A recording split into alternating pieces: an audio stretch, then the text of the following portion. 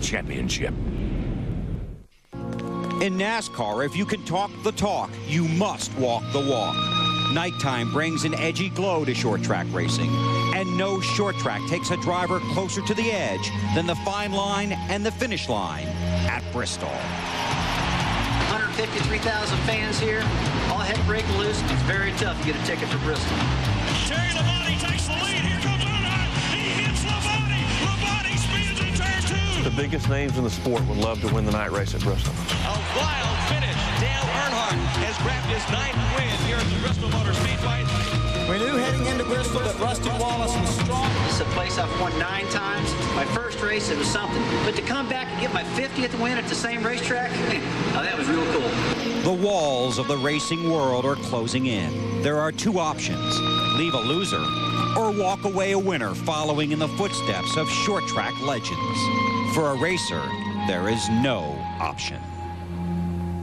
Give me fuel, give me fire, give me double time.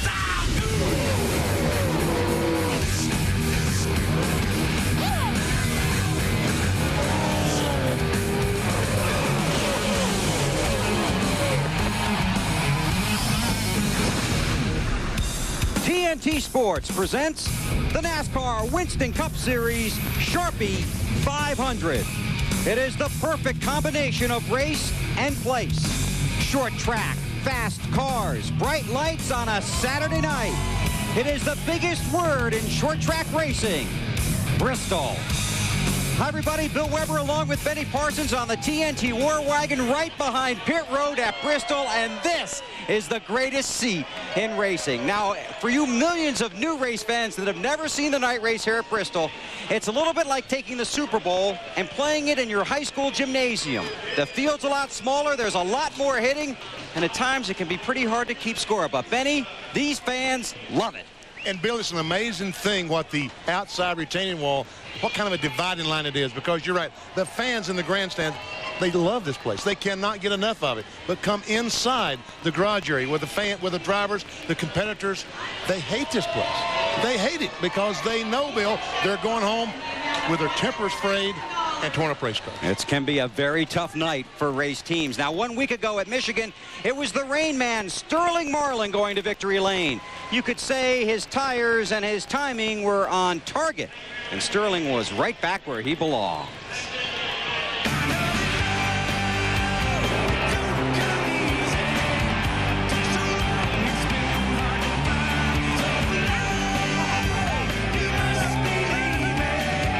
Want you back where you belong.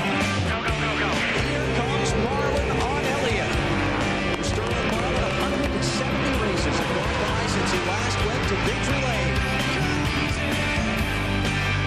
It's a big victory for Sterling Marlin, Coors Light, Chip Ganassi, and Dodge. Want you back where you belong. Sterling Marlin is coming up. A huge win for Dodge last weekend in Michigan. Sterling, what did it mean to you to get the first win for Dodge? It meant a whole lot. It meant a whole lot to the whole race team, and all them guys worked really hard all year, and to Coors Light, all the sponsors, and didn't get home late Monday evening. We had to go to Dodge headquarters, but it's a neat deal for us, and couldn't happen in a better place. And you're a Tennessee boy. Have you got a lot of friends and family here this weekend? Oh, yeah, a lot. And yeah, this place kind of like Neyland Stadium, and it's one of my favorite short track races, and it'll be action all night here. Sterling's trying to get the second win for Dodge here tonight. Matt? Bristol is a special place for Elliott Sadler. He scored his first career Winston Cup victory here in March. On Thursday night, he backed up that memory with a wedding proposal. Tonight, he starts fourth, 34 spots higher than back in the spring. Elliott, same race car, different front stretch now instead of the back stretch, but do you have a different strategy as well? We might have a different strategy. I tell you what, this car is really good again. Same car we had here in the spring, same 4 springs, and really happy with it yesterday in happy hour. So we'll see what happens. I looked at the Busch race again last night. Track position is very, very important. You don't want to be caught in the middle of the back. So we're all geared up and ready to go. And we think when we can go the rest of the way on gas, Pat's already told me to quit whining, that probably going to stay up there. But I do want to say happy 38th anniversary to my mom and dad. It's the anniversary today. So a trip to victory lane will be very special for me tonight. the bigger question, did Lisa say yes? She said yes. I can't believe it. So that's the most nervous I've ever been in my life. But it worked out great, and I can't think of a better place than right here at Bristol. I think this is heaven on earth anyway, so worked out great for everybody. Rusty Wallace swept both races here in Bristol in 2000. Elliott Sadler trying to do it in 2001, becoming the first driver to score his first and second career wins right here in Thunder Valley. Now let's go to two guys who hold PBA Tour cards, Marty Snyder and Dave Burns. Guys? Well, thank you for that fine introduction, Matt, and we'll explain that in a second. Now, Dave and I, we wanted to figure out exactly how steep is 36 degrees of banking, which is here at Bristol, so we invented a new game, track bowling. Hey, Dave, how you doing? Pretty good, Marty. I'm ready to go. I'm all lined up. All right, so I don't know whether I should admit this or not, but I was a Pixie League champion back in High Point, North Carolina. So, okay, I admitted it anyway. So we were going to bowl up. We were going to put the pins up there. Bad idea. This is what happens when you decide to bowl up at Bristol. It doesn't quite go all the way up. So bad idea. That doesn't work. No. We'll let the peanut gallery grab Plus that. the pins had a real hard time up here, yeah, too, Marty. There you go. We stopped it. So we decided, we'd let Dave try it from up there. Now we'll see what happens. So Burns has been pretty good in practice. So take off. Remember the form I taught you. Dave's never bowled a day in his entire life. So go, Burns. Here we go. Here we go. Drum roll, please. Oh, here we go. Is he going to strike? Is he going to strike? Burns with a strike. Wow, terrific. The gallery goes nuts. That deserves a high five. Thank you very much. I think it was the shoes, actually. So what did we learn here? Basically, it's a long way up there. It's pretty scary, isn't it? I know why the racing's so good now. Yeah. And what else do we learn? Basically that track bowling wouldn't be nearly as much fun at the flat track in Loudon, New Hampshire. I don't think so either, Bill. I'll tell you, that's going to set bowling back a little bit. But he made it in rehearsal, too. But it's very steep banking here, and that's what makes this place so much fun. 36 degrees, so the drivers can really drive the car down in hard, just barely touch the brake, and go around the corners at probably 120 miles per hour. It's very, very exciting. Sparks will be flying, not only from the rubbing the sheet metal, but the cars bottoming on the racetrack. That's right. Now, as you can tell, we're going to have a lot of fun tonight. But when we return, we'll turn our attention away from the track and to the findings from the NASCAR investigation into the death of Dale Earnhardt. Nothing we do can bring back those that we've lost as part of our sport. We can, however, learn from those losses and honor them in what we do moving forward. We've compiled a body of knowledge that will contribute to safer races well into the future. When you see a sandwich... The Bristol Motor Speedway is a short track with a long history of excitement. The pole-winning speed here over 123.5 miles per hour. That means if you lived 15 miles from work, you could get there in about 7.5 minutes Monday morning. And please, no talking on the cell phone. On Tuesday, NASCAR released its findings into the crash that caused the death of 7-time Winston Cup champion Dale Earnhardt.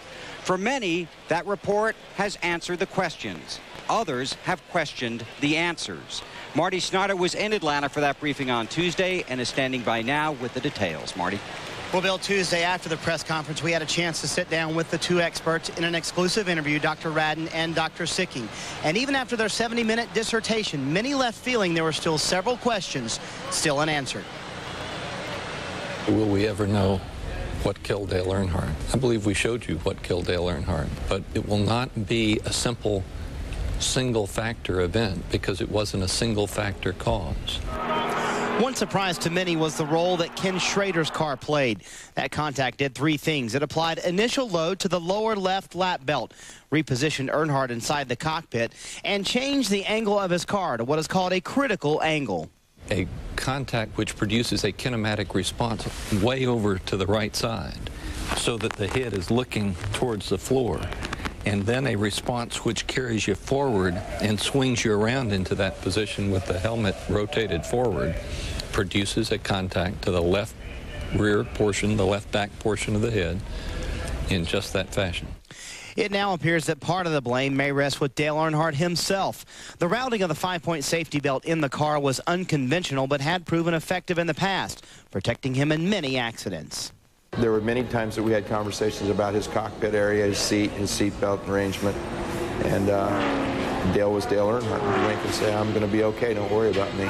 The changed angle produced changed directions of pull around structures, which made that less than optimum if you were trying to say, I need to get the best routing possible. If the seat belts are mounted and according to the instructions, they will not fail. I said that on the 23rd, I say it today, and I'll say it 10 years from now. You know, over 2 million of those seat belts have been produced, and there's not been any failures like that. So it was an improper installation, and I'm being blamed for it, and it's not fair. Still, the question remains, why doesn't NASCAR make immediate changes, mandating drivers to wear head and neck restraint devices and setting standards for the installation of the safety belt system? There's no magic bullet that's going to come out, and we're going to use this, and we're going to save every driver's life. That's just not going to happen. It's going to be a long process over many, many years. And that process has already begun. Dr. Sicking has begun extensive research on the accidents of Tony Roper, Adam Petty, and Kenny Irwin. And keeping in mind that Dale Earnhardt hit the wall with a force of 62 Gs, he said that initial research shows that the Adam Petty and Kenny Irwin accidents were much more severe in terms of deceleration, Bill. Thank you, Marty. Now, two of the people most of us wanted to hear from following the briefing on Tuesday, Dale Earnhardt Jr. and car owner Richard Childress. Now, Dale Earnhardt Jr. declined our TNT request for an interview here at Bristol, but did meet with the media this past Wednesday at Darlington. Marty talked to car owner Richard Childress just a few hours ago. I'm real satisfied with how NASCAR handled it. I think they did a great job, really. A lot of people, they were scrutinized for being, you know, kind of secretive about everything, but I think they handled it in a real professional manner. Once everything was released, I believe everybody kind of understood why it was handled the way it was. What was said, that when I left there, that it took a lot more than any one incident for it to be a tragedy. It took several things lining up at one time for it to be such a tragedy, and I don't think any one single event, you know, like they said, it took a lot of things to happen to make it happen like it was. The discussion of Dale Earnhardt's separated seatbelt has been full of energy and emotion. Some critics claim that NASCAR is using Simpson race products as a scapegoat. Others say Earnhardt wore his belts his way because that's what worked for him. The separated belt appears to have frayed relationships between two longtime associates, NASCAR and Bill Simpson. In separate interviews on Friday, I spoke with NASCAR President Mike Helton here at Bristol, while Mr. Simpson spoke to our TNT crew in Indianapolis. The perception is that it's a Cold War between us, but the truth of the matter is NASCAR never, ever implied or stated that we felt there was anything wrong with a Simpson product. We did launch an investigation because we had a separated belt. And everybody agrees that the belt separated in the accident, including Simpson products. Your seat belts were installed incorrectly. They've been warned that they were installed incorrectly. NASCAR has an inspection system that's pretty thorough. They allowed the car to run. I told them that one day that would bite Earnhardt. The day came it did bite Earnhardt, and then they pointed the finger at me, and consequently the whole world has come down on my head and my company's head, and we're not responsible. NASCAR is responsible. And I don't believe that Bill Simpson told Dale Earnhardt about the installation, because I know no one from Simpson Products ever told NASCAR about any of that.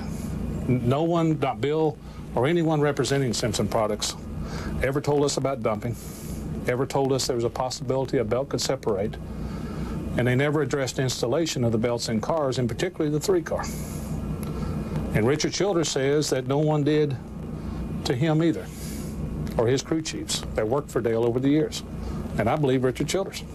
I've had a lot of conversations with a lot of drivers, and they're very supportive of me. However, they're not able to say too much in public for fear of retribution from NASCAR. And NASCAR does that. That's their MO. And I suspect if somebody's using Simpson products next year, it won't be good. Evidence is out in the garage area. Tonight's race, a majority of belts in those cars are made by Simpson products. And if we wanted to do something about that, I think we could. But that's not the issue here. Our effort was to find as much information and facts and present those, which we did Tuesday. It was not to exonerate anyone or not to point blame at anyone. And that's the truth of it all. Now, in the briefing on Tuesday, and in even greater detail in the 324-page report, NASCAR has pledged to, among other things, add data recorders to the Winston Cup cars beginning in 2002, use computer models to explore race car rigidity, examine crashes, and expand the study of soft walls. They will work with teams and outside experts to strengthen the seats and cockpit area. They will add a medical liaison to make certain every track has the latest and greatest medical equipment, and that equipment should be and must be on site. And they will work with drivers in the area of head and neck restraint systems. NASCAR currently recommends but does not require such a device. Last week at Michigan, 41 of the 43 Winston Cup starters used some type of head and neck restraint system. Now, to be sure you're totally informed, look at this. CART requires a head and neck restraint device on ovals, but 2 weeks ago rescinded a rule that was going to require them on road and street circuits. CART does recommend them on those courses. The Indy Racing League, the governing body that sanctions the Indianapolis 500, recommends but does not require a head and neck restraint system. Formula One does not require a restraint system at this time, but does plan to make it mandatory next season. Friday here at Bristol, I spoke with driver Jeff Burton, a leader in the safety movement in the Winston Cup garage. I spoke with driver Kyle Petty. His son Adam was killed in a crash at Loudon, New Hampshire 15 months ago. And as you've seen, I also spoke with NASCAR President Mike Helton.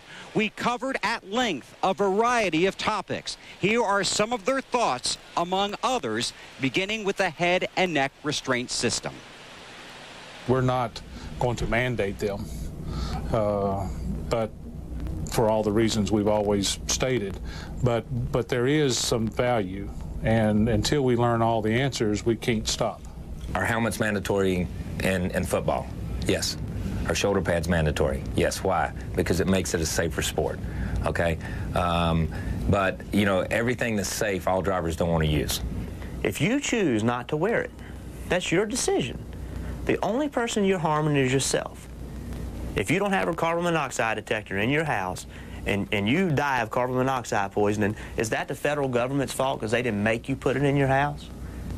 Data recorders in the cars beginning next season. Why not beginning next week? The availability of enough of them, and exactly what do you do with them once you put them in there. It's simple to bolt another piece to the car. But the availability of them for the Cup and the truck and the Busch cars, what do you do with it? Who manages all of that? It's one thing to collect data, but using it once you collected it is as important as getting it. A lot of people seem to think after 3 deaths in a race car, NASCAR did very little. And then we lost Dale Earnhardt, and NASCAR did a lot. Do you believe that's what happened? No. Do I personally believe that's what happened? No, I don't. Previously, they had kind of investigated things, and you know, I was very satisfied with what they told me and what I saw from Adam's accident. Dale's accident was different than Adam's. Okay, it was different, and you know, I was in conversation with Kevin Triplett and with Mike Helton, and signed over Adam's autopsy reports to NASCAR so that they could compare that, and I'm sure Kenny did, and Kenny's family did probably the same thing, because, you know, like I told Mike and those guys, our goal was to make it safer for all these guys out here. I think this takes our sport to another level, though, because now in the future, when an accident happens, whether it's a fatal accident or whether it's an accident where, you know, bodily injury does happen, like my accident in '91 with a broken leg, I think NASCAR will continue to go down this road and investigate and say, how can we do things different? How can we make things better? So I think it's a big deal for us. The drivers we've talked to today want to turn this toward the future. Is that what NASCAR would like to do with this? Absolutely. Absolutely. No matter how much we pray and no matter how much we want to bring these guys back, we can't. We have to learn from that, and we have to move on. And to be critical, sometimes you get so resentful and so narrow-minded by being critical that you don't see that people are trying to work. You don't see that things are trying to move forward. It is true that they haven't changed a rule, but it's not true that they haven't changed and that they haven't tried to make it better and apply the things that they've learned. Have they done it fast enough? No, but there's no way they could do it fast enough. Because when it comes to safety, it's got to happen right now. It can't wait till 4 weeks from now, because someone's going to wreck here tonight. The point of it is what can we do going forward? And the first thing is to find out whatever we need to do to not have another belt separate. And we've asked Simpson Products to help us with that. And in the meantime, all the information and all the efforts that went through the investigation give us a lot of working tools to look at crush zones, to look at occupant restraints, to look at head and neck restraints, and to look at that whole area. And it's at the most monumental point it's ever been in our history, and we're not going to let that slip away. Benny Parsons won the Winston Cup Championship in 1973, the Daytona 500 in 1975. Your thoughts? Well, Bill, I think that NASCAR did an awfully good job with this report. I think the fellows have learned so much because of Dale Earnhardt's crash, and they had so many cameras pointed at him. They had the telemetry box in the car. There's so much information there for him to learn from. But the one thing about the 4 drivers that have died, they all hit one thing, a wall, a hard wall that did not give. Now, NASCAR, they are working on soft walls. They said in the report they were working on soft walls. They have been for about a year. I just ask him to please hurry with that situation. Throw more money at the soft walls, because, after all, I think it all can't be solved with the race cars. I think we've got to look at what these race cars are hitting and make that a softer blow. And I think the drivers, with the other devices, head and neck support, everything else, I think they'll be much better off if we just soften the blow. Each week, Wally Dallenbach contributes to our pre-race show. He's in the booth getting ready for the Sharpie 500. Wally, your thoughts? Well, Bill, I commend NASCAR, and the steps are moved. You know, they're taken to move this thing forward. They're trying to make the sport safer, but it's not going to be 100% safe. But before they go too far down the road, they need to look in their backyard in the rule book. They need to make it mandatory that we wear helmets, uniforms, and gloves. I want NASCAR to take the lead on safety. I want them to do the investigation and make the sport safer for me as a driver, because if we leave it up to the teams, it ain't going to work. If it was worth 0.2 of a second to make our cars safer, then all the teams are going to do it. I also have to disagree with one thing Jeff Burton says. He says, well, it's only going to hurt the person, it's only going to hurt yourself if you don't use the safety equipment. Well, that's not true, because when the driver dies, the family, the fans, and NASCAR has to deal with it.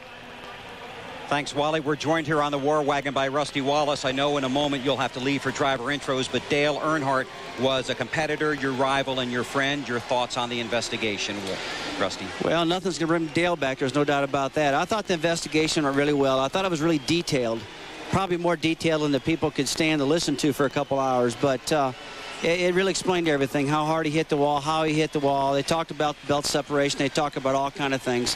I guess the verdict's still out. Why did the belt separate? People are still trying to figure that out. I didn't get a total good feeling about that reason. But all in all, I thought it was a really good situation NASCAR did. Okay, we're going to let you go because we know driver intros have started. If you get a chance, come on back. Okay, and we'll thanks a lot, guys. Discussion. Rusty Wallace here on the War Wagon with us at Bristol. When we come back, we'll turn our attention back to tonight's big race, the Sharpie 500 for the NASCAR Winston Cup Series here at the Bristol Motor Speedway. Stay with us.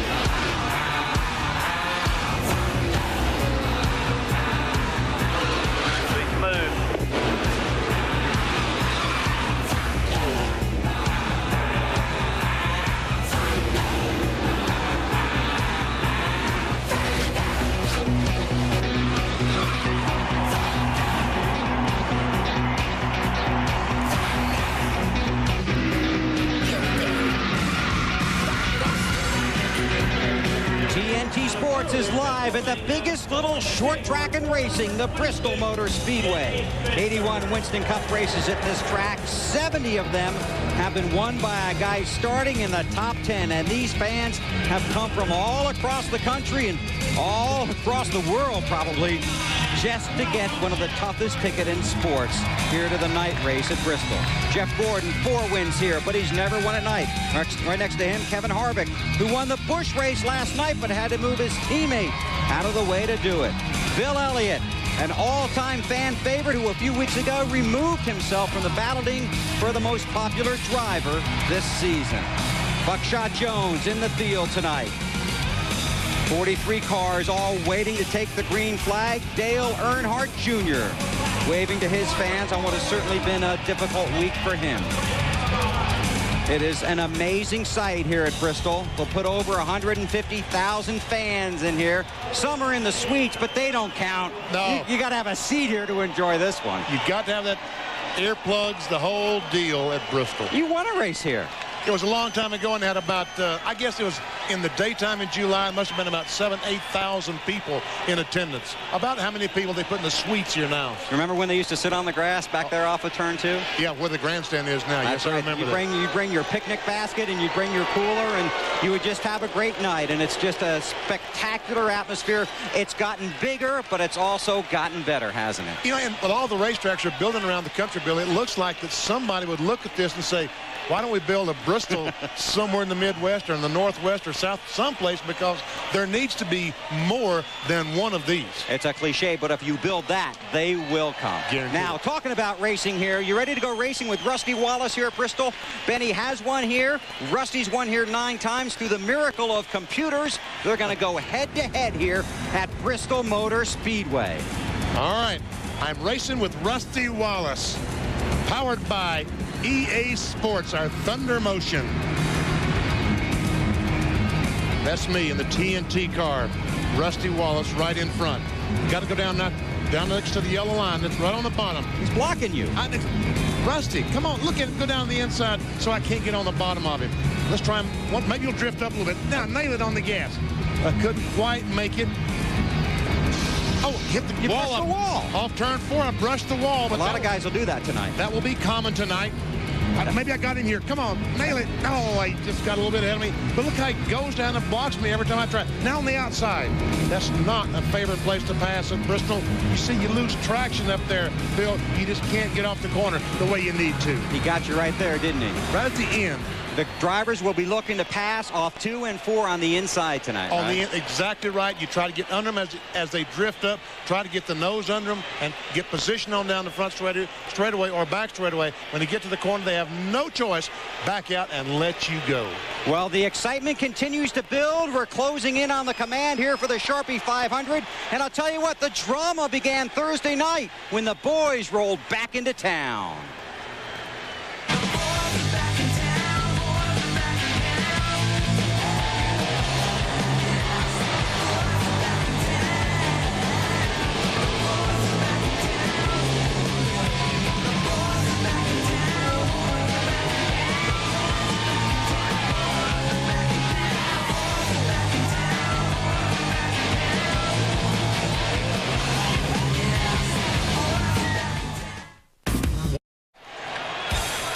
TNT Sports welcomes you back to the Bristol Motor Speedway in Bristol, Tennessee, where tonight 500 hearts starting laps in the Sharpie 500. These fans are ready to go. Driver introductions continue, and we move closer to the green flag. And it really will be a green flag when they wave it tonight, because Jeff Green's got his first NASCAR Winston Cup pole. Now, they say this is the toughest ticket in motorsports. If you tried to get one and couldn't, you could probably call it the toughest ticket in all of sports. What makes this race so special? Well, let's ask the people that have come to Tennessee to see. Tennessee. You know, anytime you come to Bristol, anything can happen and will happen. Fast-paced, crazy. You can see the whole thing. You can see all the action from one end to the other. Anything works. If you got bump to win, bump to win. We love being in the fishbowl. We like the sound of it under the lights. It's going to take good pit strategy. If you go a lap down, you can make it up. Still, you got to have a good car from start to finish. Just lay back, take it easy, because you're going to win in the long run if you stay out of the wrecks. Have you ever seen a spaceship? Here it is. Get in there and hold on, because it's going to be a lot of action today. Well, Rusty Wallace has a number of fans here at Bristol. He has 9 wins here, and guess what? Tonight he starts 9th, and he could really use a victory after a tough couple of weeks. These fans have seen a lot of races here. The name Allison has gone to victory lane 6 times here. Bobby Allison won 4 Bristol races. Donnie won 1. Then back in 1990, Davey Allison won here. When Davey went to victory lane here, he brought his young bride with him. We lost Davey Allison in 1993, but Liz Allison has remained close to her in-laws, and tonight shares a profile of one man who is truly the class and the pride of NASCAR.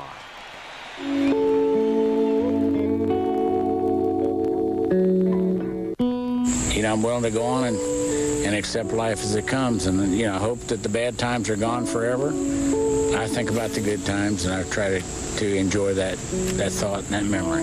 Bobby Allison is a survivor. Through injury, the death of his 2 sons, and divorce, he is adored as one of the most heroic figures in NASCAR history. This is the first shop that we did the Winston Cup, you know, the Grand National that became Winston Cup, out of this place.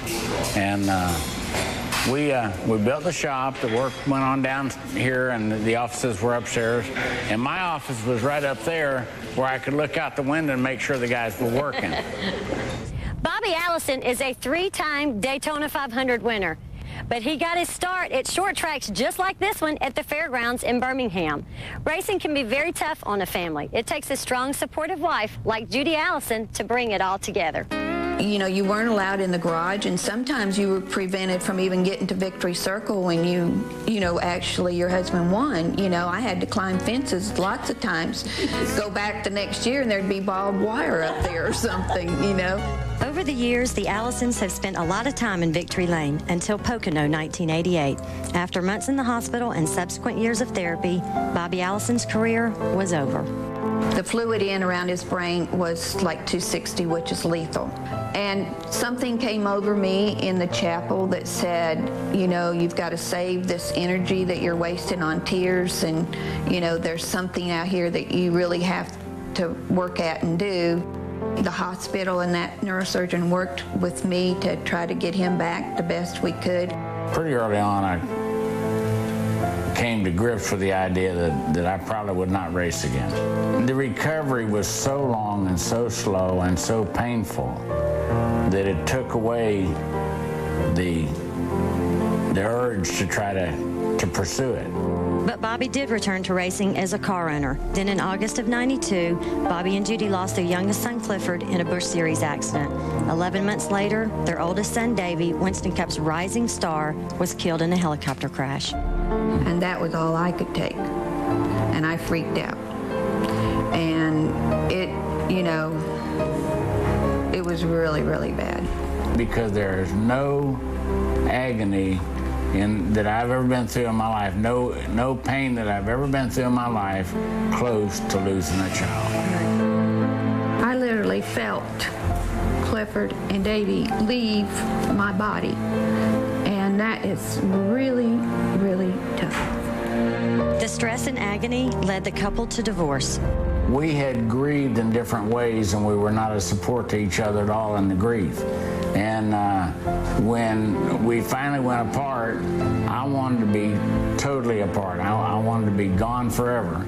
Tragedy had torn them apart, but yet tragedy would help reunite them in May of 2000. Just one day after their close friends, the Pettys, lost their son Adam in a racing accident, Bobby and Judy's paths crossed again. And she said we should put our differences aside and go try to help the Pettys. Which that was the day after Adam had been killed. Yes. So Adam everybody knew of that at that point. Yeah, one day, yeah. And so we got together the next morning and rode in her car back to North Carolina and got remarried July the 3rd. And the winner of the 30th annual Great American Race, Bobby Allison. Davey Allison, his son, in second. Judy Allison ecstatic. What a tremendous family performance. One of the most beautiful moments in your life you can't remember. Daytona. Correct, yeah. I'm not playing with a full deck. And, you know, that helped me just put those things aside that I can't get to come back. But if it doesn't, I'll manage. That kind of idea, I think, has always been able to help me accept whatever life comes along the way. You know, we don't have to like it, but we have to accept it. I am in Victory Lane, where the Allisons have been many times. Bobby Allison won 84 Winston Cup races in his career. Though a lot of those memories have gone forever, he and Judy are making new ones for themselves now. They are here this weekend at Bristol with their friends that they call their family. We here at TNT are proud to pay tribute to a racing legend. Bill? Very well said, Liz. Bobby Allison was as tough as they come on the track. But off the track, they don't come much nicer. We all have many memories of the Allisons in the NASCAR Winston Cup Series. 500 laps here at Bristol tonight. That's 266.5 miles. Don't miss the last half mile.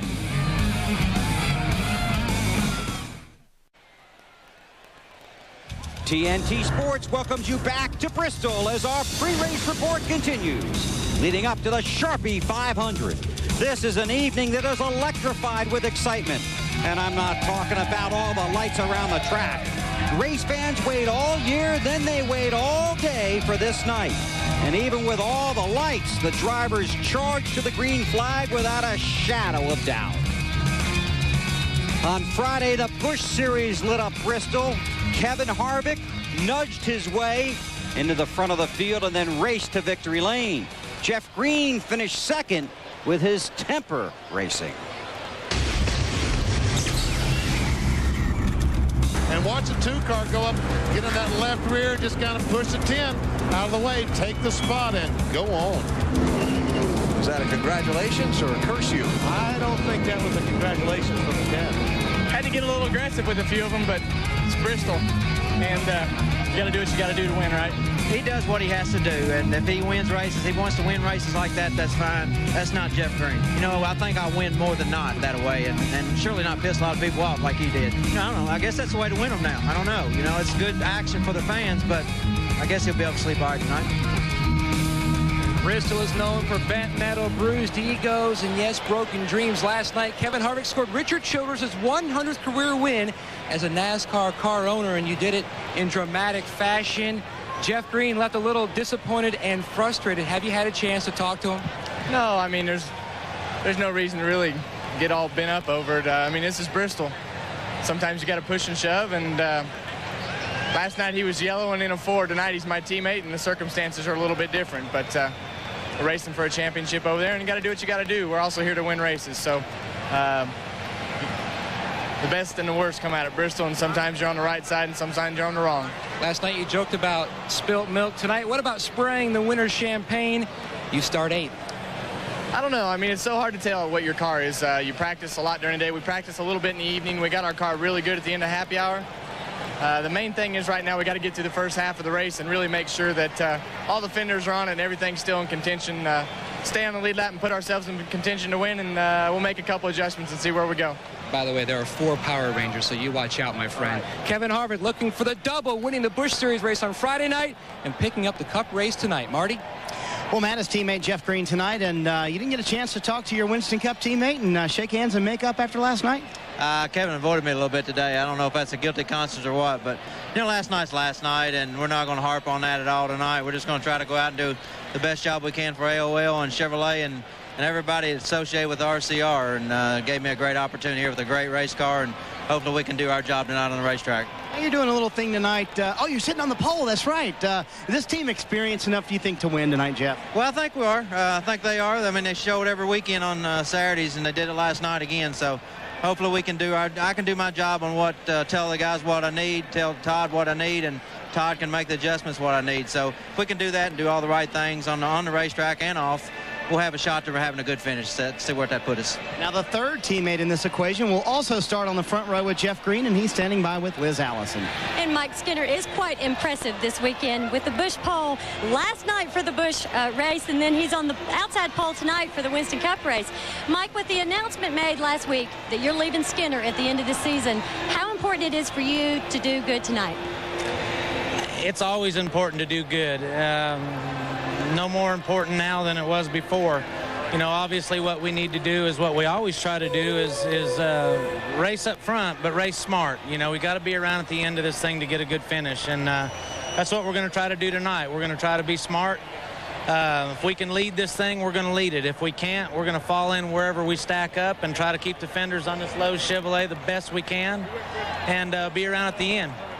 Skinner is looking to make a statement here tonight in Thunder Valley. Dave? Liz, I'm standing with the man who owns the cars of all three drivers that we just talked to, including the two that were having a little scuffle last night. Richard, Jeff Green said, Richard will take care of all this. Did you have a talking to with the boys? Well, not really. You know, last night I didn't have both the cars. I didn't own them. Tonight may be a different situation. So it's okay if the 10 car got messed up then? Well, no, I ain't saying that. You know, these guys get down to the end of the race. They get to racing hard. As long as they don't take each other out, wreck each other, you just got to race, and it'll happen another way.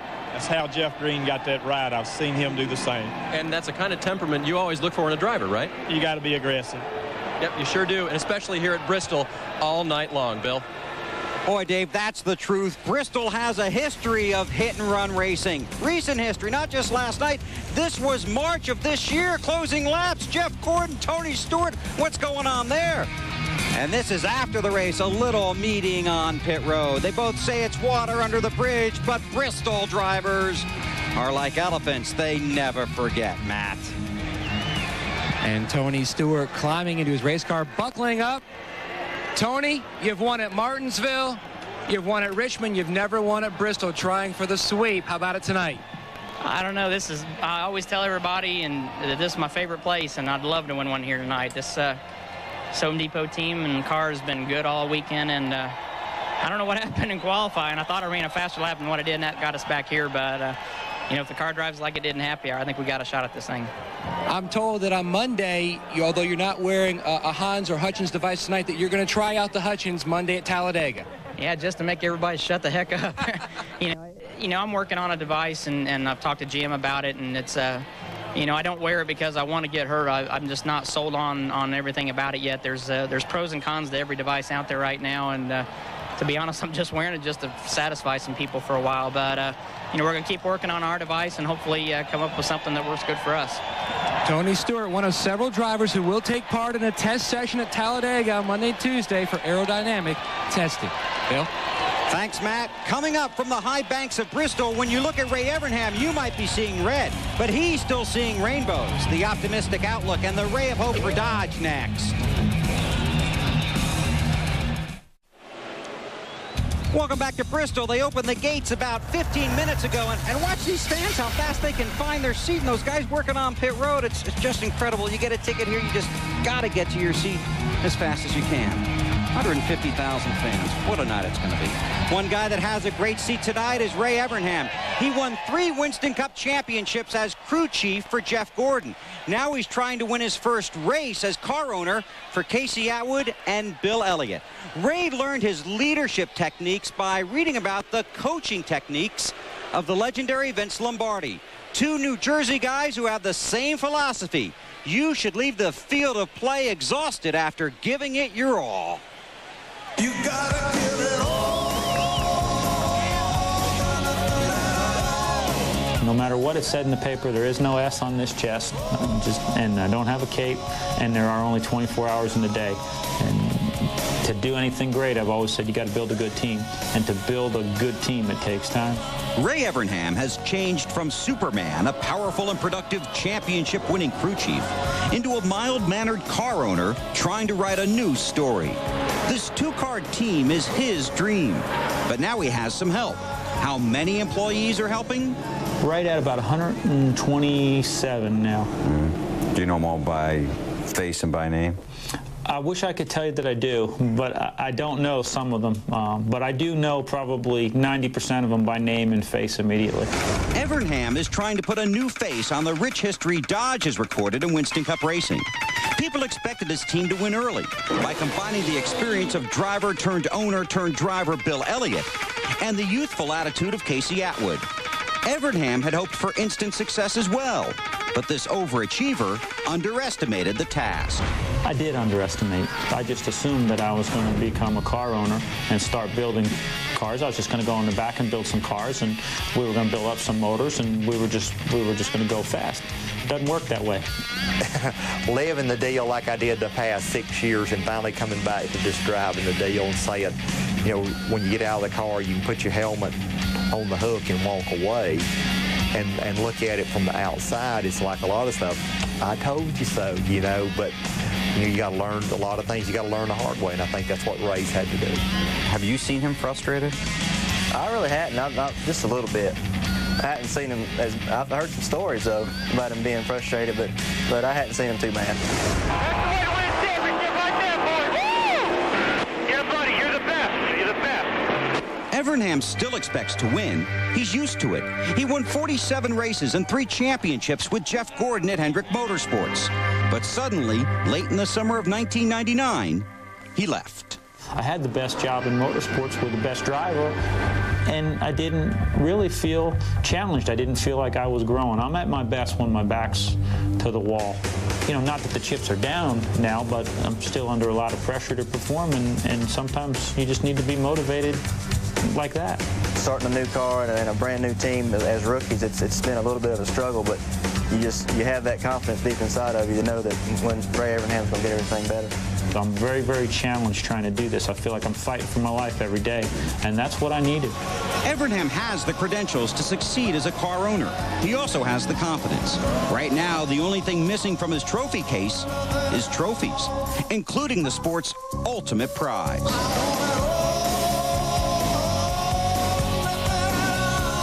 Some people would call that cocky, but yeah, I've got Winston Cup trophies, and Bill's got Winston Cup trophies, but we're not going to put those in there. The same as I say to my guys, everybody that works here, if you go out the door tonight knowing that you gave 100% and you're better today than you were yesterday, sooner or later we're going to get it, and the world can kiss your butt. I mean, I don't know how else to say it. Well, Bill Elliott, Ray Evernham just talked about the team growing. Is this team, you think, grown up enough to maybe get in victory lane finally? I think we're getting pretty close. If we can keep running as consistently as we've been running in the last several weeks, I feel like we got an opportunity, because that's what you got to do today. Is track position is as key as anything. And last week at Michigan, the last several weeks, we've been able to put ourselves in a good position, and that's what it's all about. Tonight, we've got our work cut out for us. And that's part of the growing process, putting yourself in the position before you break into victory lane. Well, that's true, but say in the spring I qualified on the front straightaway, and this time I qualified on the back straightaway. I didn't want to discriminate from any of the race fans.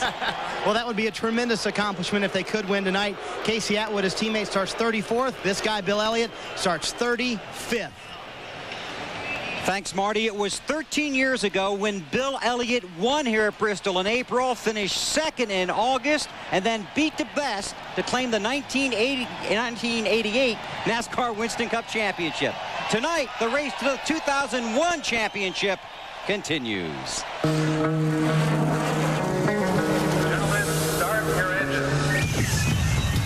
Sterling Marlin has pulled it off. The Dodge boys going to get a win.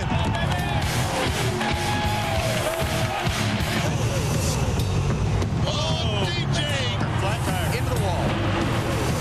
The engine has expired on the 28. To the garages. The current NASCAR Winston Cup Championship leader.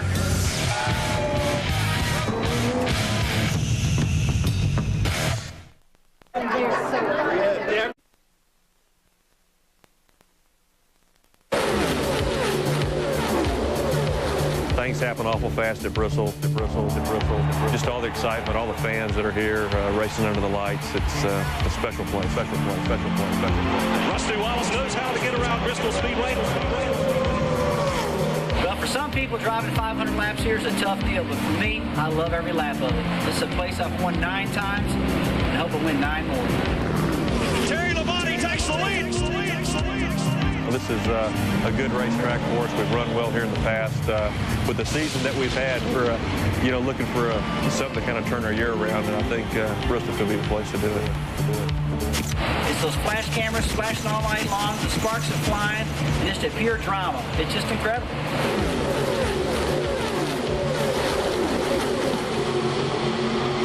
Give it fuel, give it fire, give it double shot inside.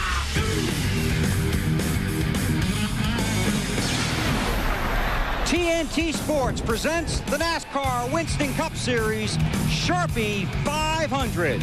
It's a backyard brawl on a Saturday night. It is the ticket too tough to get. The sun is setting, but the fever is rising. These fans are stargazing on a crystal clear summer evening, but they'll never even look at the sky because 43 stars are right below them. The NASCAR Winston Cup Series has come to Bristol, where you only need two things to win: speed and greed. The total number of wins among the top 4 qualifiers for tonight's race, 1. Elliott Sadler got his first and only Winston Cup win 5 months ago today. Tonight, there are 16 drivers in the starting field dreaming of their first win, dreaming at a place that is often a nightmare, because to win here, you have to beat the track and guys like Jeff Gordon.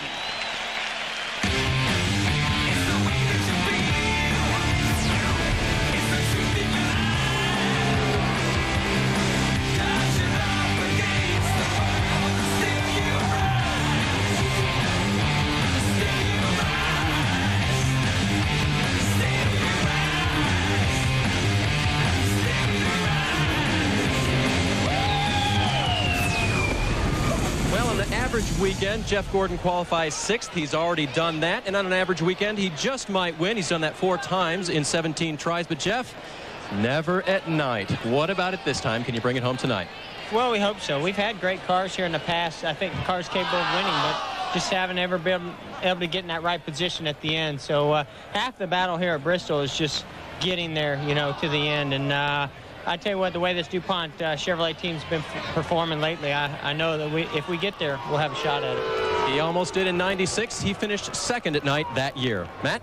The late Alan Kulwicki made up 278 points in 6 races. Ricky Rudd, you've got 7 extra races to make up 298. But is Bristol a place where you can make up points? Well, Bristol's one of these racetracks that you can't really control your own destiny. So this is a racetrack that can make a major point swing. This place, Talladega is another racetrack that's on the schedule. So hopefully we can come through here with no problems, you know, be running at the end and have all the fenders on it. If we can do that, we should be a top 10 finish. Ricky Rudd has never won at Bristol. His best career finish 2nd 4 times. A win would be a good way to start his march toward Gordon. Marty? In desperate need of just a top 10 finish, Dale Jarrett now trails by further than any he has all year long, 354 points, but the lead, he says, is not insurmountable. And DJ, I don't know, what 10 minutes, what do you think before a Bristol race? I think I'm just thinking about what I need to do, the patience I've got to have tonight to make sure that we get to that last 100 laps to give us ourselves a chance to win at that time, and see if we can put this UPS Ford back in victory lane without anything happening tonight. The key to the night, survival. He has 1 career Bristol win, and he will start 7th, Bill.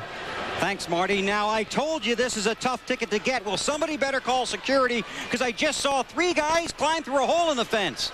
But since they're in, I guess we might as well let them stay for the race. Alan Bestwick, Betty Parsons, and Wally Dallenbach. We continue to take this abuse from you every week, Weber. Thanks. Good evening from Bristol. Well, we are set to go in Thunder Valley. Daytona has the prestige for the drivers, Indianapolis the history, but this Bristol night race for the race fans, a lot of them say this is the race of the year. So many people, if they pick one race per year, they'd want to come to the night race at Bristol. I'd run across Jimmy Inslow, a race car driver from California, in the garage area yesterday. He raced with me back at California in the 70s. I said, what are you doing here? He said, I've always wanted to come to Bristol. My wife bought me the package for my birthday. Here's a guy my age that's dying to come see the night race at Bristol. That's outstanding. Wally, the fans may love it, but as Benny said earlier, for the drivers, the next 3.5 hours are pretty tough. The best thing about Bristol for me when I was driver was leaving. His temper. 500 laps, bumping, screaming, yelling. Some hand signals are involved. It's going to be wild. When they had the pre-race drivers meeting, when it broke up, they got set to start the chapel service for the drivers, and the preacher said, tonight's lesson is temper your temper. How many of those 43 guys you think are going to keep that in mind tonight? We are getting set for the Sharpie 500 at Bristol. Pre-race ceremonies featuring the drivers' children when we come back. TNT's coverage of the Sharpie 500 is brought to you by Sharpie Permanent Markers, asking race fans everywhere, how do you use your Sharpie? By the Home Depot, the official home improvement warehouse of NASCAR. By the Dew Crew, fueled by Dew. And by Budweiser. With the crisp, clean, refreshing taste you'll find in no other beer, this Bud's for you. One of the things that's become tradition at this race is the children of the drivers performing the national anthem. You'll hear from the kids in a moment as part of tonight's opening ceremonies. We go trackside now for those. And now our invitations will be presented by the kids drummers from Austin Presbyterian Seminary. Almighty God, we praise you as our Creator, Redeemer, and Sustainer. We thank you for the many blessings you have bestowed upon us, but especially for the gift of grace given to us through your Son, Jesus Christ, our Lord and Savior. Dear God, we ask for your Spirit to descend on this place this evening. Bless us so that we may have a safe race and so that all our actions may glorify you. In Jesus' name we pray. Amen. And flanked by the United States Navy Color Guard, our national anthem to be presented by the Motor Racing Outreach Children's Choir under the direction of Miss Jackie Pegram.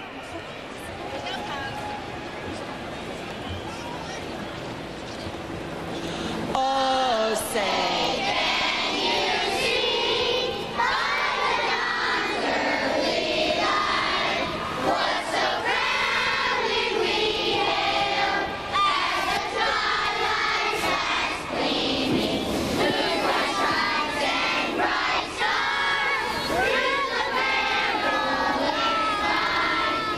For the land was being washed where so gallantly streaming, and the rocket's red glare of our bursting in air gave proof to the night that our flag was still there. Oh, say does that star-spangled banner yet wave for the land of the free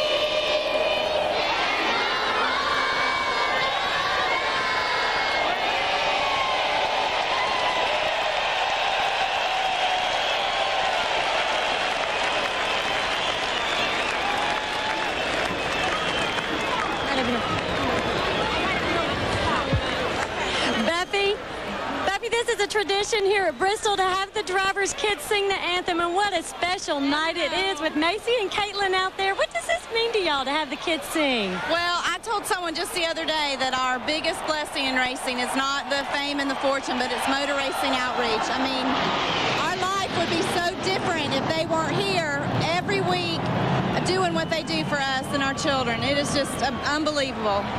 MRO is a great group of people for the kids to have at the racetrack. Alan? The excitement continues to build as we're now less than 5 minutes from the command to start engines that'll get the Sharpie 500 underway here on TNT.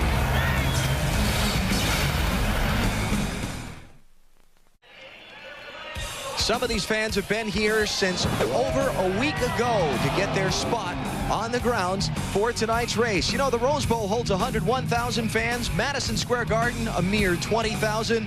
But this stadium holds 150,000 people, and they're all revved up and ready to see one of racing's great spectacles. Just a couple of moments away from the command to fire engines, and let's talk about a critical element that could determine who wins tonight's race. Pit strategy, more specifically, the spot you've been assigned on pit road determined by qualifying could determine the outcome. Alan, this is the only racetrack left with 2 pit roads and only 21 good pit stalls on the front straightaway. And you said those are the first 21 qualifiers. Pace car goes by turn 4, drops these cars off. They make their pit stop, and they're able to charge around the backstretch over to turn 3. The pace car will go here to turn 3 and drop these guys off. These fellas have the advantage of running 60, 70, 80 miles per hour to get over to turn 3. The pace car will run just 45 miles per hour between turns 1 and 2. So that's the big advantage that the front stretch guys have. 4 words will unleash 32,000 horsepower right now. And now, ladies and gentlemen, for the command to start the Sharpie 500, Rocky Cook. Gentlemen, start your engines.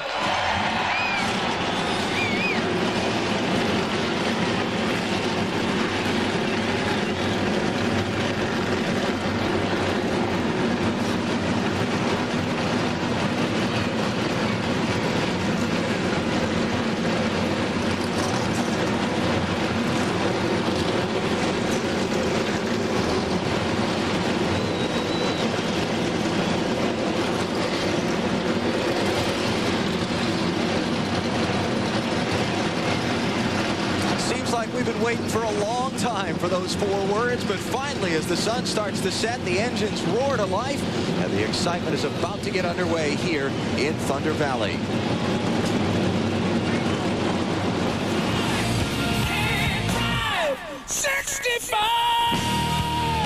Budweiser, the official beer of NASCAR, is the proud sponsor of the Bud Pole Award given to the fastest qualifier at each NASCAR Winston Cup race. Jeff Green with his first career Bud Pole Award. Now 14 different drivers in next February's Bud Shootout. Since 1979, Anheuser-Busch has awarded more than $7 million as the title sponsor of NASCAR's Pole Award program.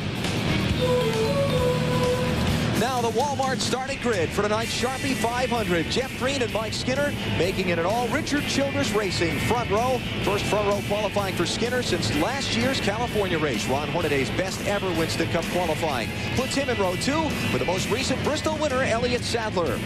Title contenders Ricky Rudd and Jeff Gordon share row number 3. Gordon 4 Bristol wins, but none at night.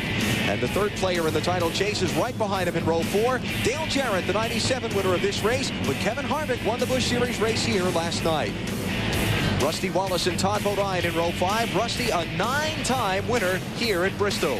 On the inside of row 6 is Kenny Schrader. Finished 3rd the first concrete race here. On the outside, Jerry Nadeau. Back in row 7, Jeffrey Bodine is back in NASCAR Winston Cup racing, driving his brother Brent's car. Ward Burton on the outside. In row 8, Bobby Hamilton and Bobby Labonte, last year's Winston Cup champion. On the inside of row 9, Sterling Marlin, the winner last week in Michigan, and Tony Stewart. In row 10, on the inside, Robert Presley and Brett Bodine on the outside. Row number 11, Terry Labonte and Jeff Burton with differing fortunes in qualifying because Terry got the last front stretch pit stall. Burton and everybody else in the field had to go to the back. There's Dale Earnhardt Jr. on the outside of row 12. His best Bristol finish is a 21st. Kevin LePage and Kurt Busch back in row 13. Kurt's only finish here at Bristol was a 42nd in March. Mike Wallace and Dave Blaney in row 14. Blaney from 41st to 6th place last week at Michigan. Johnny Benson finished 2nd in the race here in the spring of 2000 from the back pits. He's got to come from there tonight along with Jeremy Mayfield. Mark Martin, a 3rd place last August, his 15th Bristol top 5, and Rick Mast makes his 350th Winston Cup start. A couple of rookie drivers sharing row 17. It's Andy Houston in one of his final rides in this car. And Casey Atwood, whose 21st birthday is today. The 1988 Bristol winner, Bill Elliott, is back in row 18, along with Buckshot Jones, the last car to qualify on time. Now those who got in on a provisional. Steve Park has finished in the top 10 his last 3 Bristol races. He has a very fast race car after yesterday's final practice. He's got to come from row 19. Ricky Craven and Michael Waltrip in row 20. And the final 3 starters, Joe Nemechek, John Andretti, and Jason Leffler.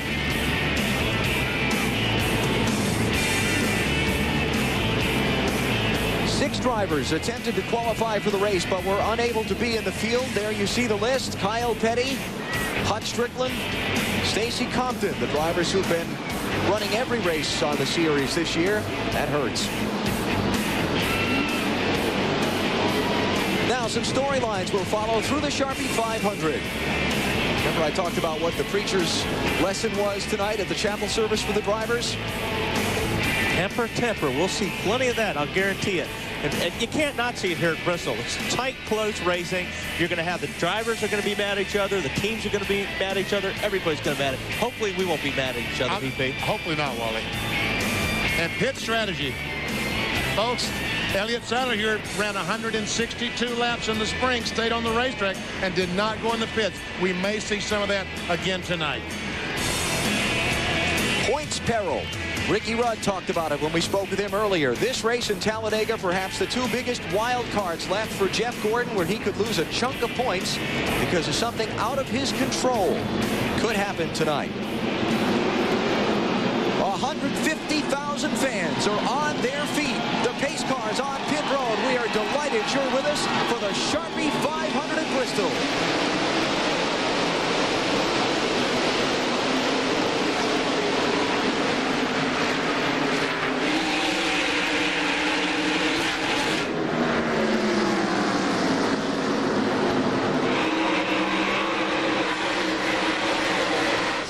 Jeff Green leads lap 1. Ricky Craven had some trouble getting up to speed. He's going now at the back of the field.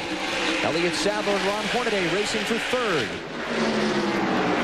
Everything happens quickly here at Bristol, including getting to lap 3.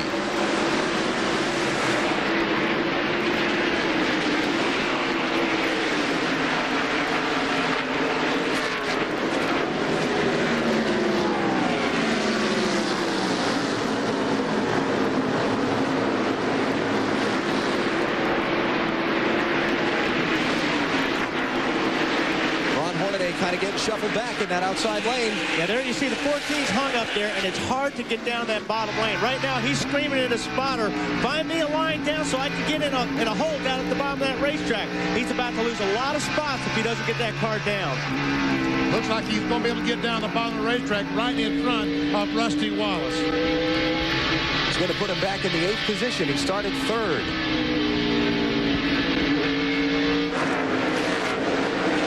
And we talk about drivers and teams that really don't like to come to Bristol. I think Rusty Wallace and his team are some people that do, in fact, like to come to Bristol. Wallace running in 9th. Just ahead of Todd Bodine, who's in 10th.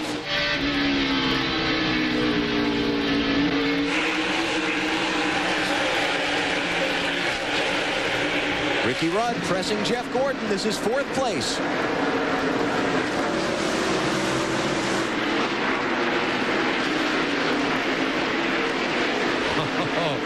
Rudd is right there, but he wants, every time Jeff Gordon looks in the rearview mirror, not to be able to see anything but the windshield. This time, Gordon goes up to the racetrack and says, okay, Ricky, I get the point. I'll let you go.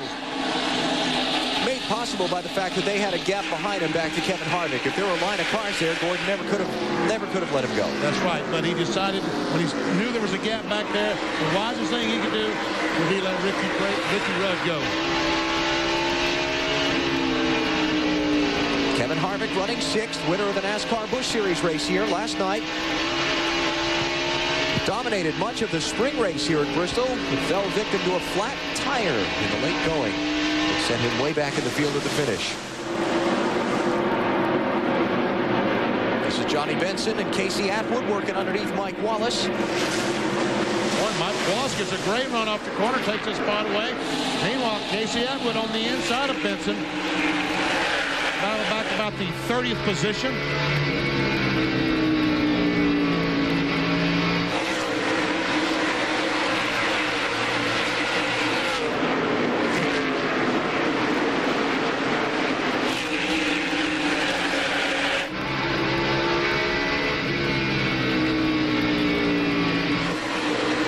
That looked like a little bit loose there.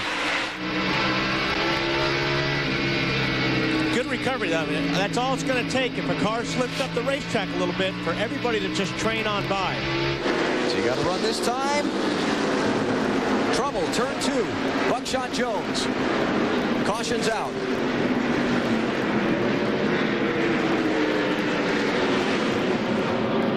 The last 2 races here at Bristol have featured 13 different caution periods.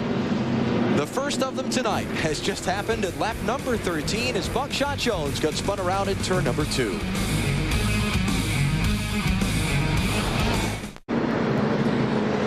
Back at Bristol Motor Speedway, the Sharpie 500 under its first caution period came out at lap number 13 when Buckshot Jones got spun around off turn number 2. Going down to turn 1, we'll see Buckshot come in the corner. He's going to get some help from Jason Leffler. And around goes Buckshot, and fortunately, all the leaders were right behind them, but fortunately, it was a 1-car incident. That won't be the last time we use that phrase tonight. No. Got some help. Got some help. Only a couple of cars pitted over on the backstretch. Dale Earnhardt Jr. was one of them, Matt. Allen, and it was not for pit strategy. It was because Dale Earnhardt Jr. radioed in 3 laps before that caution, said, loose, loose, loose, wedge, wedge, wedge. I need it bad. I am going to the back. So when the caution came out, they came in and tightened him up. They made a track bar adjustment. 2 rounds down and a slight air pressure adjustment for Dale Earnhardt Jr. They also pulled out the right rear fender. Bill Snyder, the tire carrier, pulled it out. He had some slight cosmetic damage to Marty Snyder. And a potential problem for Tony Stewart. Matt already in the race. He is radioing to his team that he has a little bit of a brake problem. Now the team has had a brake issue the entire weekend, but he says when he pushes the pedal, it feels like the brakes are grinding. They were going to come down pit road, but way too early to lose that much track position, so they're going to leave him out, see if he can live with a brake problem. Cars who pitted: Dale Earnhardt Jr., Ricky Craven, Johnny Benson, and Kurt Busch. Those are the only 4 that made stops under this caution flag. And we are coming to the restart now as the field works its way through turn 4. Jeff Green, Mike Skinner, Elliott Sadler, Ricky Rudd, and Jeff Gordon, the top 5. Green.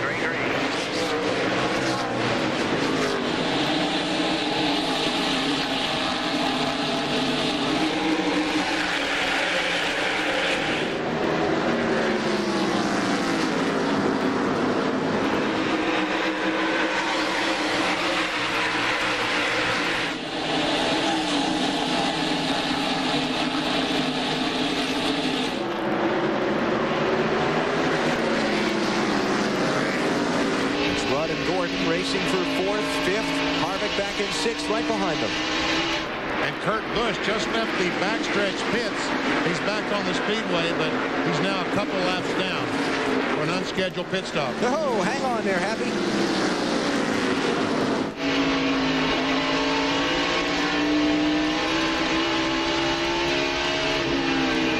On board with Kevin Harvick as he tries to chase down Jeff Gordon, Ricky Rudd. More troubles for Kurt Busch. He's on the apron of the track. Matt, what's going on? And he came in, made a stop because his transmission was stuck in 2nd gear. Brett Bodine is crashed in turn 4. Caution's out, field stacking up. And the 27 car has a lot of smoke from behind it. Rick Mast. Bodine was running in 18th place. And he has gone a lap down. Second caution of the Sharpie 500 at Bristol at lap 24. You're watching NASCAR on TNT. Just underway in the Sharpie 500. NASCAR on TNT from Bristol Motor Speedway in Tennessee, and already under the second caution. Came out at lap 24 when Brett Bodine got spun around up in 3 and 4. Looks like he might have got tapped a little bit there, BP, from the 40. I don't know. I thought there was a big gap in there, but maybe you were right. Maybe. I vote for the tap. Vote for the tap. And there was contact. Is that our phrase for the night?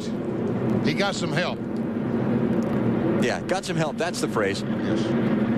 And you see Rick Mast got collected by Jason Leffler. Watch Mast, see right there, top right. Mast car then smoking heavily. He went to pit road. Matt Kenseth, John Andretti, Johnny Benson also pitted. Well, let's see. Wow, Say there's a little help. Guilty. Yeah. Guilty is charged. Very definitely going in the corner. Go. Caution. Mark Martin. We're looking on the rear bumper of Mark Martin's car as he gets tapped by the 12. And there's the contact there between Leffler and Mast. Man, there's a lot of pieces coming off that 01. Marty?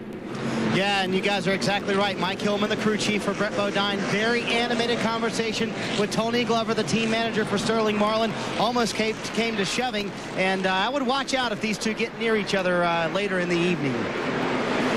To Matt Yoakum. The early trouble for Kurt Busch, his transmission was stuck in 2nd. They brought the car in, they got the linkage to let loose, and now the transmission's fine. But look at the big break he caught here. This was his left front tire. You can see how the fender was cutting in. They pulled the fender away, and now the car's fine. Green flag.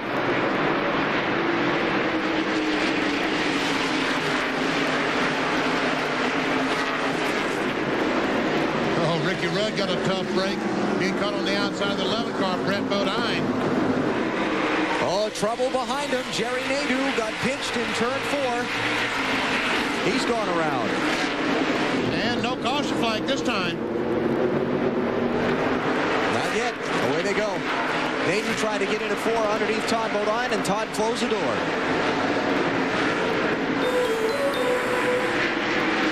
So Brett Bodine is now a lap down in 39th position. Buckshot Jones in the 44. You'll see him in the mix of the crowd. He's also a lap down. He's in 40th. Kurt Busch is 2 laps down in 41st. Rick Mast and Jason Leffler have both gone behind the wall.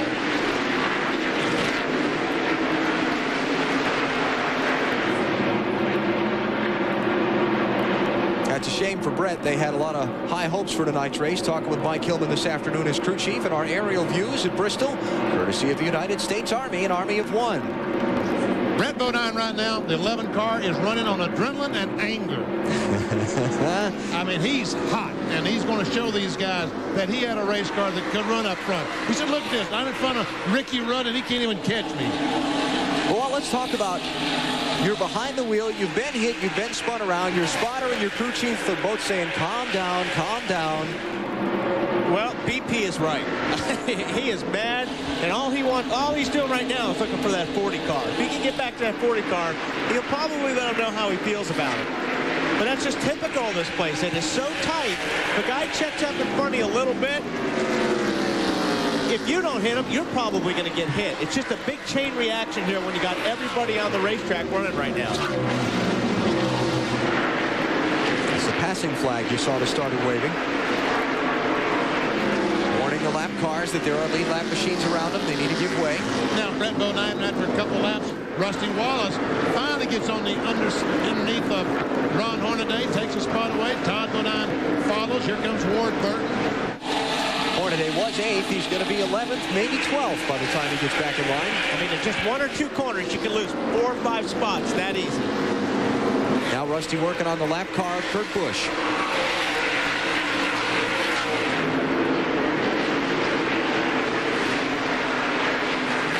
Your car's got to work around the bottom of this racetrack. I keep saying that, but the only way you're going to win a race at Bristol is if you can stay down on the bottom, almost to where that asphalt there meets the concrete.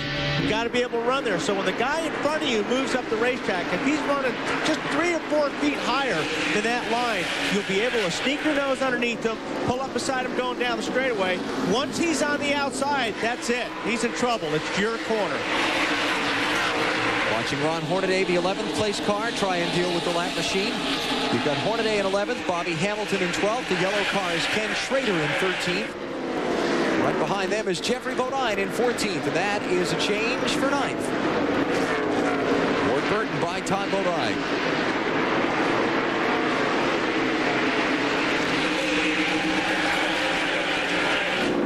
Ward started in 14th, so he's picked up 5 spots.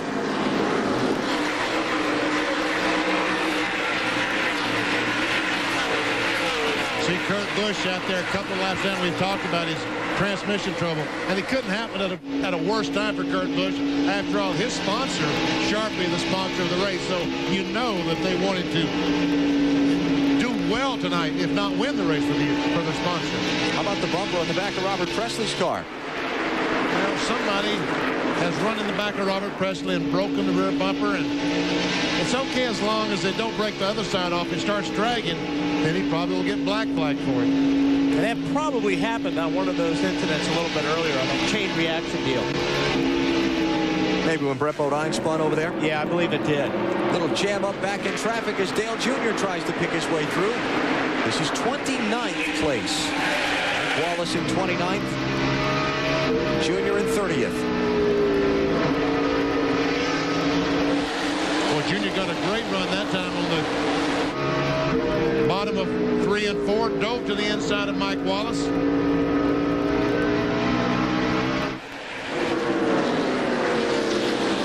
Remember, Junior's got fresher tires on. He stopped under that caution a little bit ago. Steve Park back in 27th place. Matt? Alan, the concern down here in the park pit is not about lap traffic or muscling his way through traffic. It's about radio communications. Apparently, Steve is having trouble with his radio. He cannot hear his crew chief, Paul Andrews, so they're having to relay messages through their spotter, Stevie Reeves, the open wheel ace from Indiana. Currently, he says the car is a little bit warm. Water is 230, but the biggest concern is the radio communication. And Wally Donaldek, as you know, Bristol's a tough place where you've got to have a lot of communication to try to dial your race car in throughout 500 laps here. Yeah, it really is. And I'll tell you another thing is that it's hard to hear your crew even when they're talking to you because they're listening to all that noise outside the racetrack, and everybody's having a hard time hearing. So really a tough deal, and you really need to stay on top, especially this time of the race. You need to make that important adjustment right now. When you come to that first pit stop, it's real important to get the car dialed. Jeff Green, the leader, in some heavy lap traffic. Jeff Gordon, Ricky Rudd, the other top 5 trying to pick their way through as well.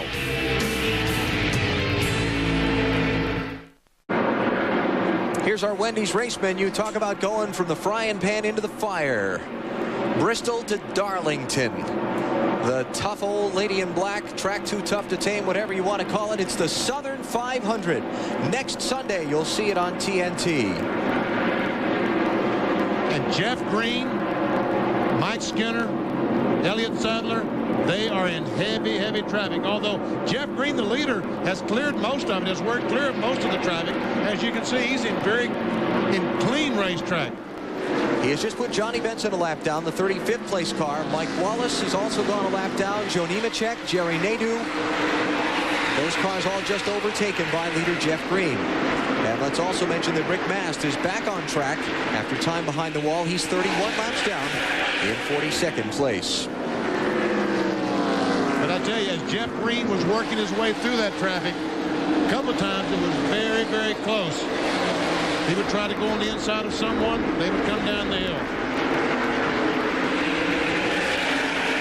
Jeff Green in tonight's race, which is in its very young stages, has already led more laps than he has in his entire NASCAR Winston Cup career to date.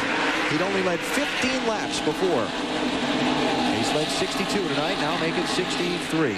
And all of a sudden, Johnny Benson is coming back up and is trying to repass the leader, Jeff Green. So right now, the 30 car is not exactly what he wants. Fresher tires for Johnny. He was on pit road under that last caution at lap 25. And Jeff Green in clean racetrack is about 3 or 4 miles per hour slower now than he was just 30 laps ago.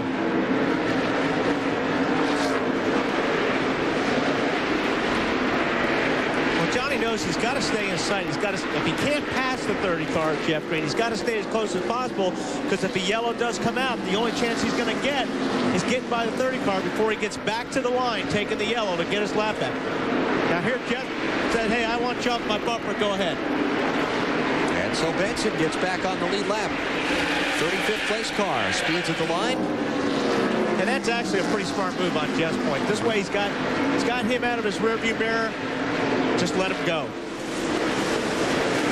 You saw the laps that Green was having to mess with Benson. Skinner was clicking off faster speeds and was coming through. There's Dale Jr. on fresher tires than Jeff Burton moving through him. Michael Waltrip, the Napa car, going by Jeff Burton. All this is back for about the 30th position. And they better get going. Guess who's coming in the rearview mirror? The leader.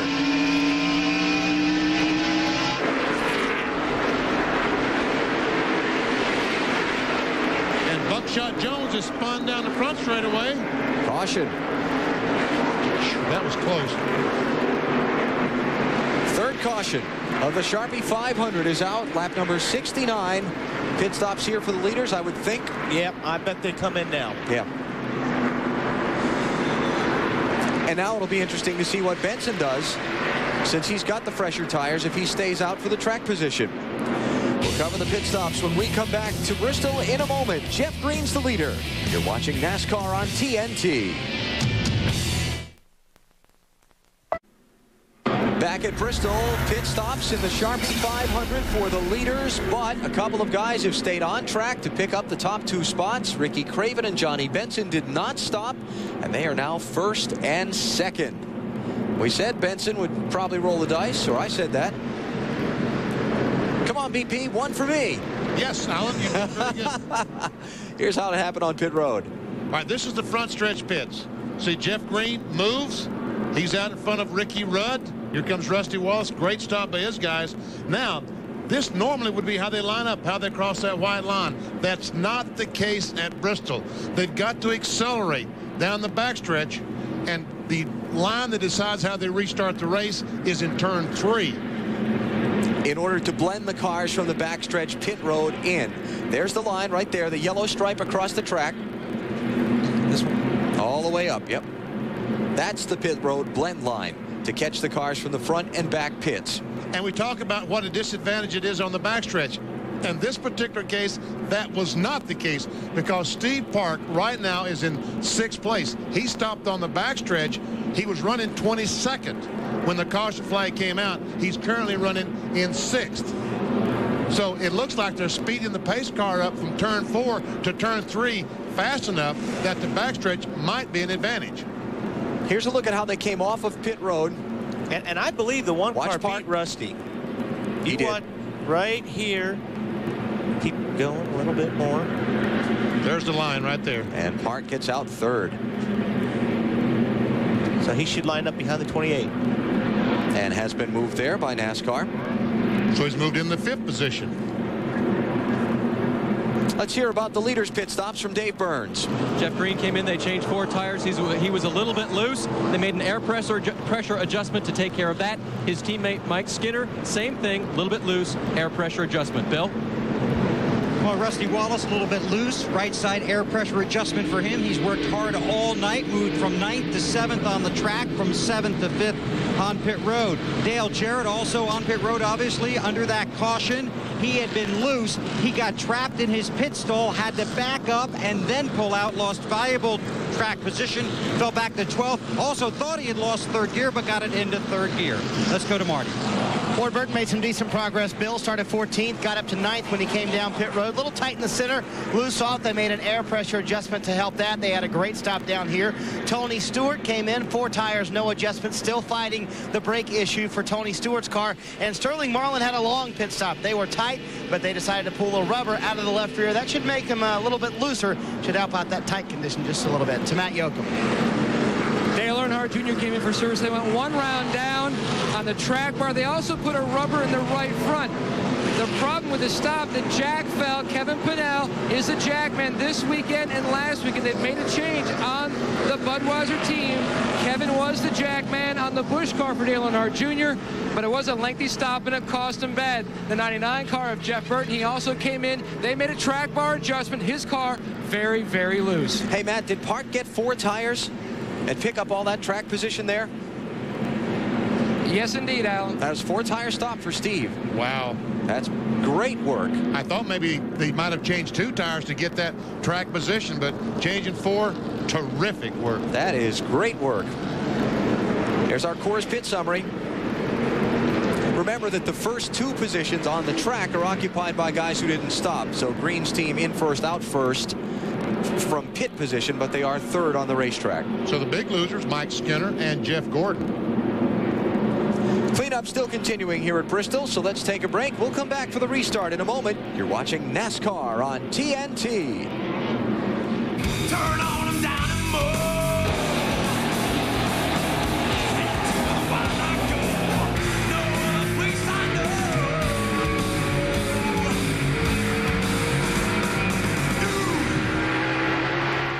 Green flag just in the air at Bristol, and it's Ricky Craven leading the Sharpie 500. Jerry Nadeau trying to get a lap back from him is in 36th place. First car 1 lap down.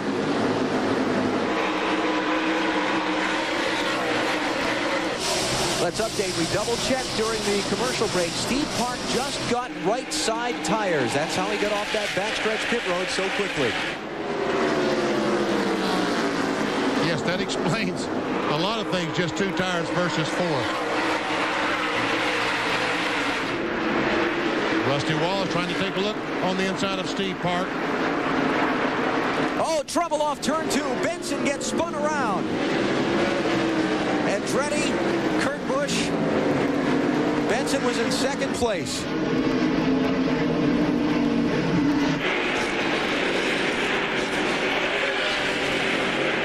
Well, at least they've gotten the transmission fixed on the 97 car. The fireworks have started early and often here at Bristol. We'll come back in a minute. Well, we saw the spin with Johnny Benson and John Andretti and Kurt Busch off of turn number 2, but collateral damage has been big. Look at the cars behind the wall. We had no idea they had this much damage. Jeff Green, the pole sitter, has knocked a hole in the radiator. They've taken the car behind the wall to change the radiator. Ron Hornaday back there with damage. Kevin Harvick's been on pit road with damage. Let's take a look at what happened. Looks like the 11 car starts it right there. Just takes the 10 car, puts them sideways.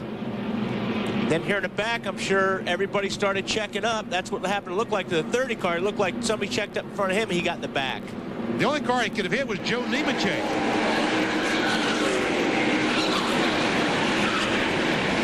And the 29 car hit the back of the 43 car. That's where he got his damage.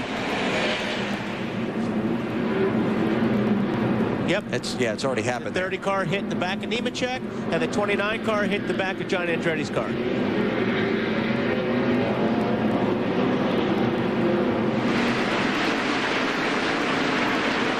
There you go. Typical Bristol. And there's Hornaday. He was back in the middle. See, that's the thing right there I explained to you earlier. You're running so close. When a guy in front of you checks up, you check up quick, you just hit the back of him, and all of a sudden, boom, you get nailed. Green flag, we're back racing. Ricky Rudd has now taken over the lead. Oh, crash! Ricky Rudd, Mike Wallace. Here we go again. Oh, big pile up. Sadler's in it, Ward Burton, Bobby Labonte is spun. Oh, Skinner gets down. Robert Presley hit him. And look at the water coming out of the Jasper engine where the radiator is broken. Man, this resembles a demolition derby. While the pace car collects up this group, let's hear from the group that's behind the wall. Dave, how about it? Well, Jeff Green has agreed to talk to us in this difficult circumstance. Jeff, how fast did all that happen? Just, I don't know, way too fast. Lap cars don't give you a break. They're racing just like the rest of us are, but just hated for an American Online car, man.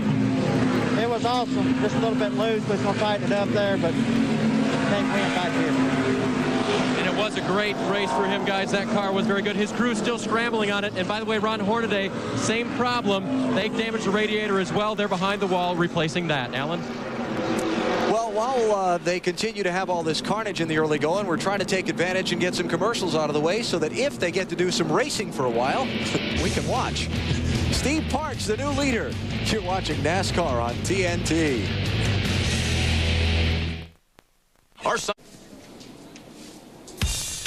The Sharpie 500 is brought to you by Sharpie Permanent Markers, asking race fans everywhere, how do you use your Sharpie? By the Home Depot, the official home improvement warehouse of NASCAR. The Dew Crew, fueled by Dew. And by Budweiser, with the crisp, clean, refreshing taste you'll find in no other beer. This Bud's for you.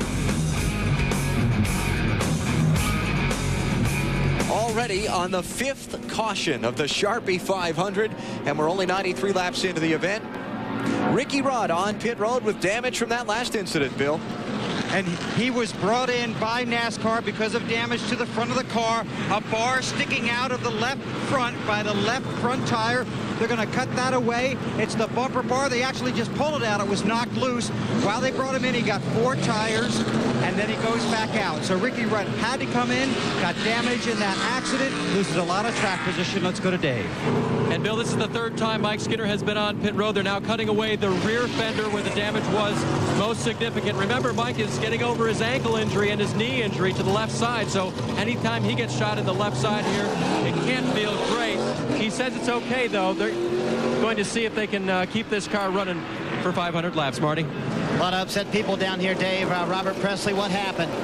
I don't know, somebody checked up or that wreck was in front of us, and I don't know, whoever's behind me, 66 or Todd or whatever he is, he just run all over us. I mean, seen the wreck going in 3, but evidently he wasn't paying attention there or something. I don't know. It just, you know what you got here at Bristol, and you got to run them first 250 laps, and some of them can't. All right, Alan, back up to you. Let's go back and take a look at all that mess. Well, I think it all started. Mike Wallace, the 7 car, comes off the corner. He tries a slide job, tries to get up in front of Ricky Rudd. And they make contact. And Mike Wallace starts back and forth. And then Rusty Wallace gets in the back of the 2. He has to back up. The 1 goes on the outside, and behind them, as these cars slow down, all the crashing happened behind them. Yeah, I think Mike Wallace cut a right front tire there. See when he went into 3, the spark shot out of his car. And there we see Mike Skinner, I guess that is, getting turned around. Watch Mike gets the hit right there.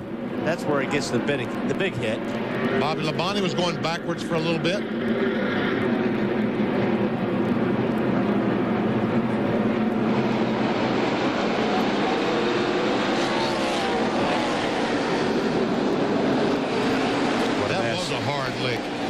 I don't think Mike Skinner's car is going to be very good if they do get it back on the racetrack, because that was a hard blow. Green flag is in the air. Ricky Rudd is back in 28th place. Ricky Craven, by the way, pitted on the previous caution. That's why he's not the leader anymore. Steve Park, Rusty Wallace, Jeff Gordon, Casey Atwood is up to 5th, and now Ward Burton.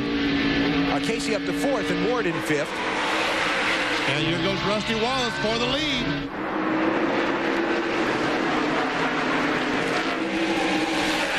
He's there. He has it. 5th different leader tonight.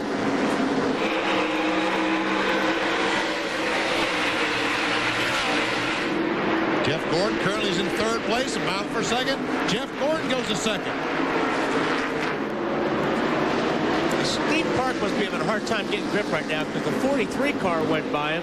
The 43 car is a lap down. Go right underneath him. Remember that Park only got the 2 tires on his pit stop a little bit ago. These guys that are passing him had 4 tires there. Johnny Benson's behind the wall. Mike Wallace has gone behind the wall. Jeff Green is behind the wall. Ron Hornaday is behind the wall. Buckshot Jones's car has just been retired from the race. Jason Leffler's come back out. He's 59 laps down in 43rd position. And Robert Presley is also behind the wall. How about an update on Ricky Rudd, Bill? Well, the update on Ricky Rudd is that he's fine, but I got a bumper bar down here. It came off the 28 car. Actually, it came out of the 28 car. It's the rear bumper off the 7 car. So they brought Rudd down in here. It was stuck in the front of his grill. The team yanked it out. It actually belongs to the 17. So I'll try and return that after they're done with it. Got a spin on the backstretch. It's Mike Skinner. He's caught the inside wall. Caution's out. Be out. Left front, right front. I would have to say that the rear end of that car and the 31 car is probably way out of alignment right now. And when the caution flag came out, someone saw the lights blink, backed off the accelerator, and someone ran the back of Ward Burton. I guess he backed off, and someone ran in the back of him and spun him. And now he's going to be a lap down. Oh, man. 6th caution. And we just got to 100 laps. How about it? You're watching NASCAR on TNT.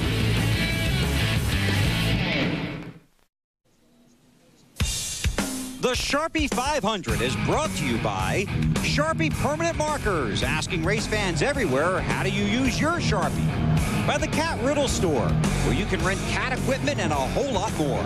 By Chevy Trucks, the most dependable, longest-lasting trucks on the road. And by Rocky Mountain Cold Coors Light. Are you ready for a cold one? It has been a crazy night so far here in Thunder Valley. 6 cautions in the first 100 laps of the Sharpie 500. Here is the most recent mayhem. There's Mike Skinner, comes off the corner, just a whole hard blow on the inside wall. It looks like he got hit by the 11 car on that deal.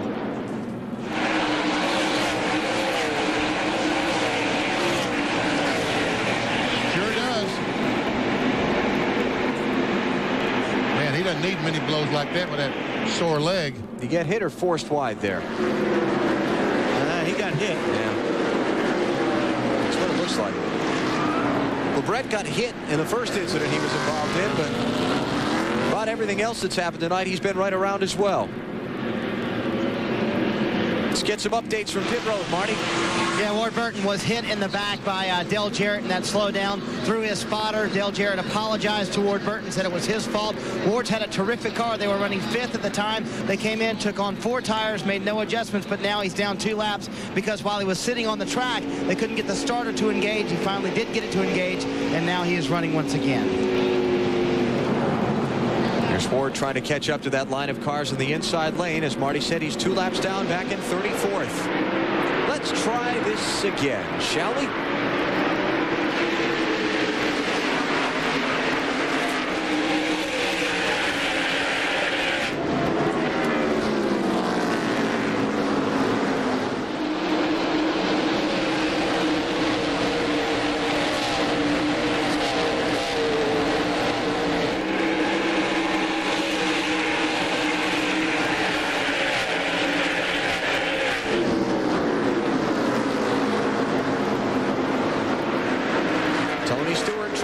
Jarrett for 5th.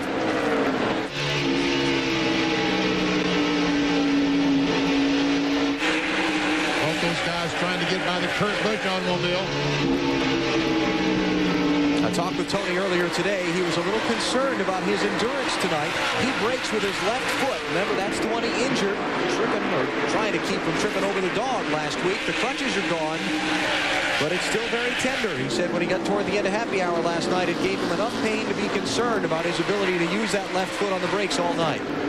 And you do have to use a tremendous amount of brakes here at Bristol Motor Speedway. Ricky Rudd, the 28 car, trying to fight his way back. He's 24th currently. Having to make that unscheduled pit stop to get the bar off out of the grill that he jerked out of the rear of the 7 car.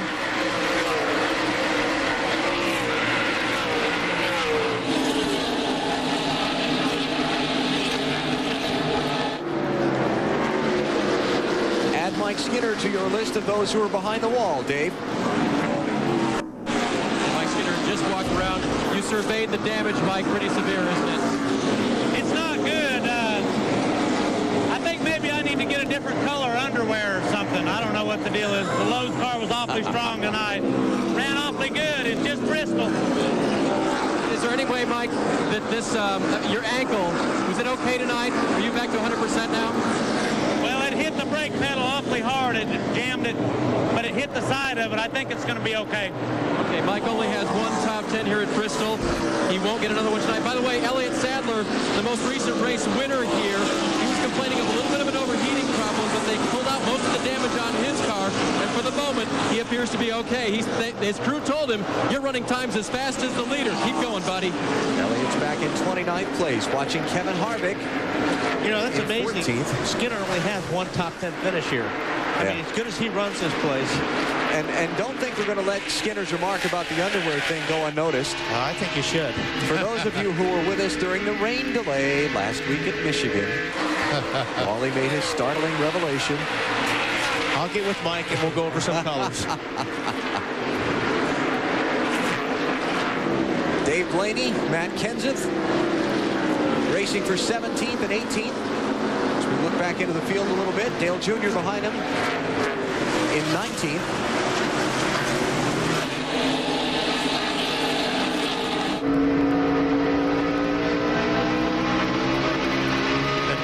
Just have to sit out there tonight and try to run 500 laps and stay out of the way. And that's almost impossible to do at Bristol. And it's no fun. That's the worst thing in the world is have to run this place, tore up, 3 or 4 laps down. You're looking in the mirror more than you're looking out the windshield. This is 4th, 5th, and 6th. Casey Atwood, Dale Jarrett, and Tony Stewart. Atwood started back in 34th in 30 positions. And DJ gets a terrific run off turn 2, goes by Casey Atwood and takes a 20 car with him. So Jarrett to 4th, Stewart to 5th, and Atwood back to 6th. On board Atwood. And Casey Atwood right now is trying to figure out how did they do that. And I was running as hard as I could, and all of a sudden the 88 car was right beside of me. Mentioned that Johnny Benson has come back onto the track. He's 25 laps down, 36th place right now.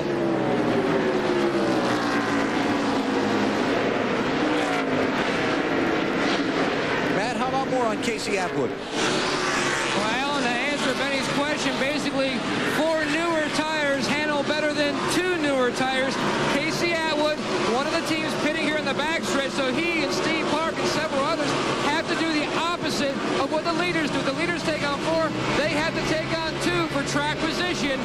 They're hoping the caution comes out soon that the leaders will also pit so they can get 4 fresh tires. Mark Martin picking up a spot on Atwood. That was 7th. Mark started 31st. And the leaders being caught from behind while he is caught the tail end of the field. 96 car, Andy Houston, currently in 30th position. Rusty and Jeff Gordon both have now placed him a lap down. Oh, we got trouble behind him. Andy Houston.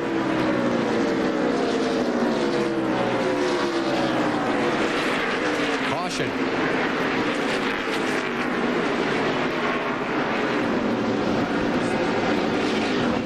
Rusty Wallace, the leader, trying to come back around to the yellow flag. While Andy Houston brings out yellow flag number 7.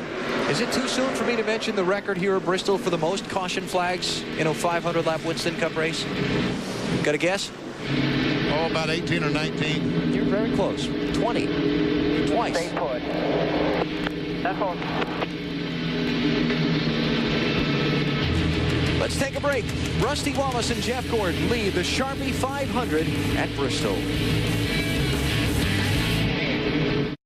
Here's our NASCAR Busch Series update. Kevin Harvick won a 250-lapper here at Bristol last night. Came back from 2 laps down to do it and extended his lead in the NASCAR Busch Series Championship in the process to 345 points. Keller and Biffle both had troubles last night. Craftsman Truck Series update. Scott Riggs leading a very, very tight championship fight. Just a single point over Joe Ruttman. Nazareth, Pennsylvania next up for the trucks. That's just about as tight as they get. They could be tied like Jeff Gordon and Dale Jarrett were a couple of times this year. Green flag is back out.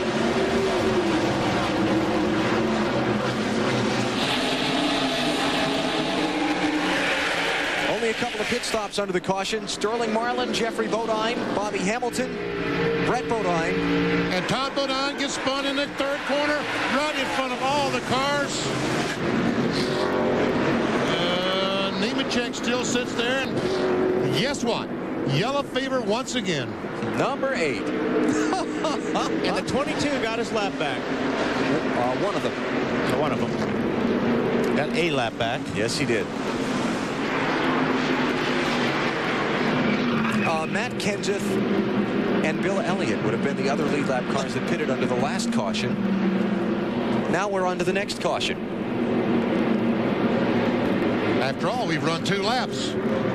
Why would we not have a caution flag? Maybe we need to hire Casey Kasem to say the hits just keep on coming.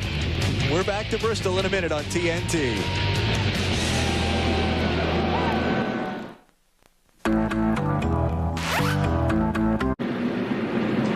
Can't wait. The Goodwill Games coming up. Going to be a lot of fun.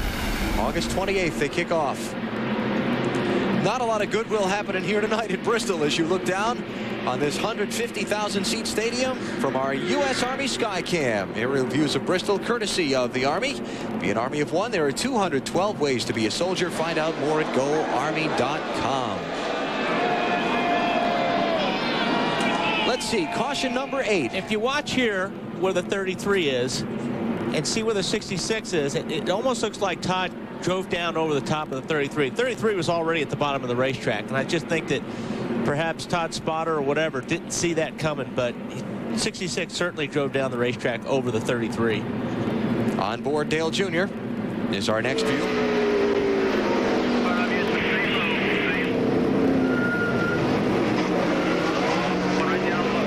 Man, oh man. Cars every place. Almost ran in the side of the 33 cars. He tried to go on the bottom of the racetrack.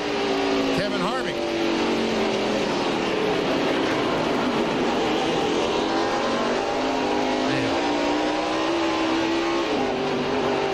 Okay, let's watch the top view here. Oh. Yeah, just came across the front, didn't it? Yep. That view really shows how it happened.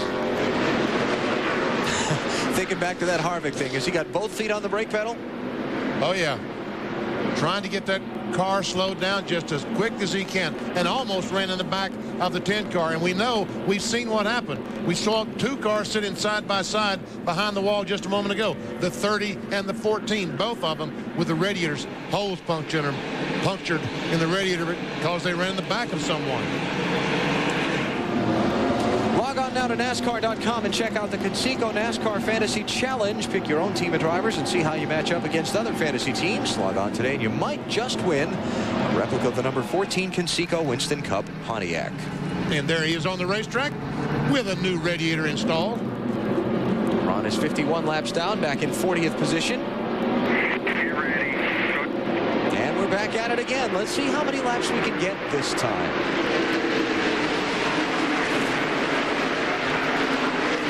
What's your over-under there, BP? We might go to 500 this time without a caution flag. We might, huh? We might. Probably won't, but we might. And Steve Park now is getting very, very racy. All of a sudden, there's those new right sides have worn a little bit, and the tires are matched up pretty good, and he's giving Jeff Gordon all he wants right now. Wallace, Gordon, Park, then Jarrett, Stewart, Spencer's up to 6th, Martin to 7th, Jeff Burton to 8th, Terry Labonte's into the top 10 and 9th, and then Kevin Harvick's in 10th.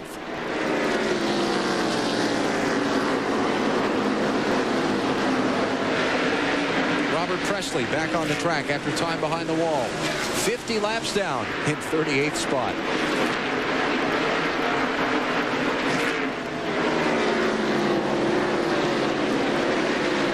Ricky Rudd trying to come back up through. He's in 16th place. Check that. He's just taken 15th from Todd Bodine. Dave? And Alan, he didn't want to pass him on the inside because the left rear quarter panel of Todd Bodine is sticking out like a dagger, like something out of the Ben-Hur movie. So he went to the high side so that he didn't cut down a tire. Oh. There he is using it right there on Rick Mast. Well, one thing about it, that dagger is now flattened out because the right front tire on Rick Nascar flattened it out.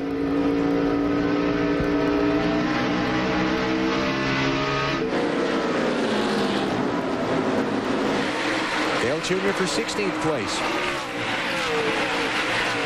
And Jeremy Mayfield to follow him around.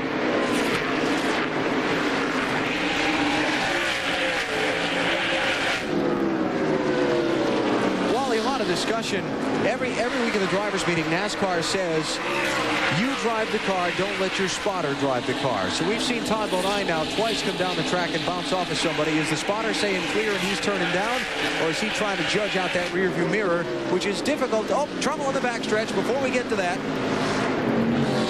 Rick Mast is in it. Jeffrey Bodine is in it.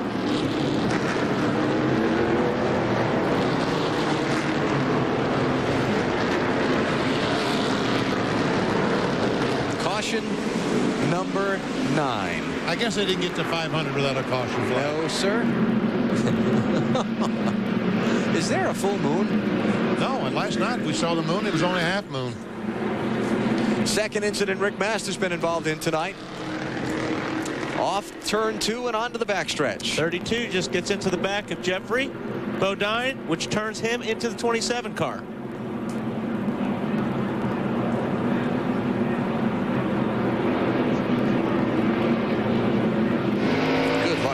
Jeffrey on board with Casey Atwood. Yes, and they both somehow get on the bottom of the racetrack and avoid Rick Mast. There's a lot of damage to Rick Mast's car.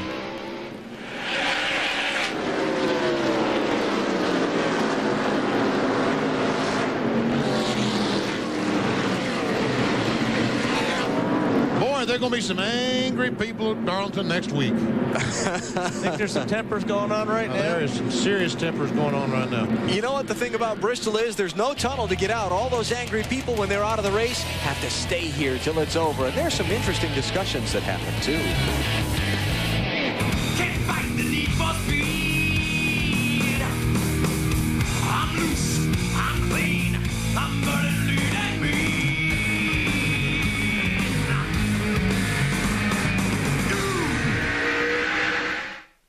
Ever wonder why people get sleepy?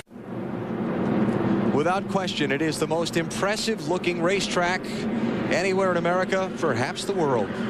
Half-mile racetrack surrounded by 150,000 seats tucked in the hills of northeastern Tennessee. Looks like there should be a football field inside that, but there's not. They've been playing like it's been football tonight. Here's our Napa Field summary. 9 caution flags. What is the deal there? Again, people just, we have, as we talked about in the break, 43 of the absolute best stock car drivers in the world, and they can't stop from running over each other. It's just amazing.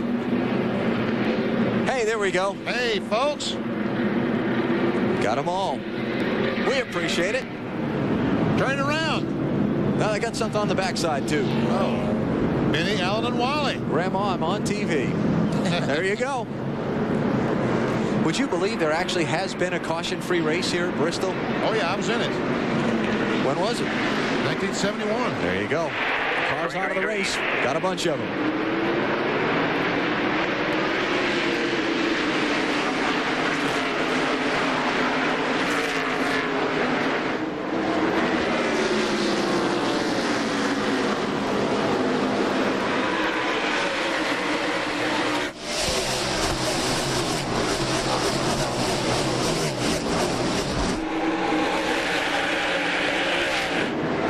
Gordon and Park have cleared the lap traffic. 4th place Dale Jarrett has also gotten through the traffic. And you've got a couple of lap cars before you get back to Tony Stewart, who's in 5th. And Steve Park hangs with these 2 cars for the first 4 or 5 laps on a restart. But after that point, they start driving away from him slowly.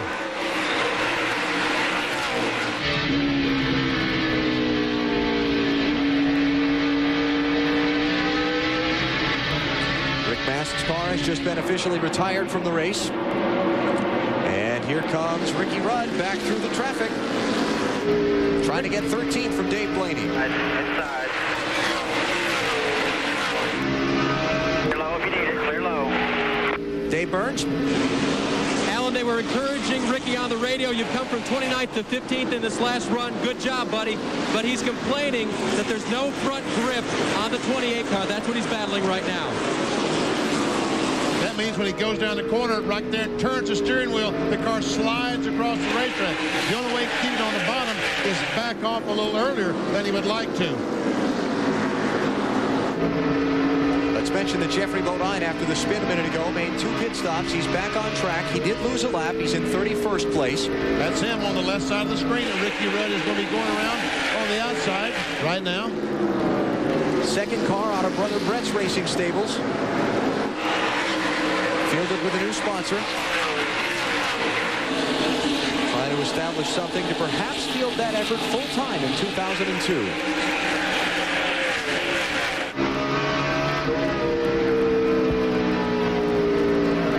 Mike Wallace comes back in the race. That's Mike down the bottom of the track there.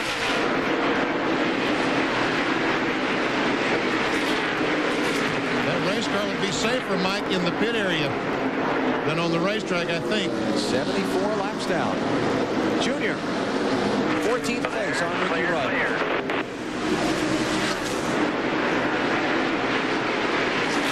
Listening to Ty Norris, spotter, talk to Dale Jr.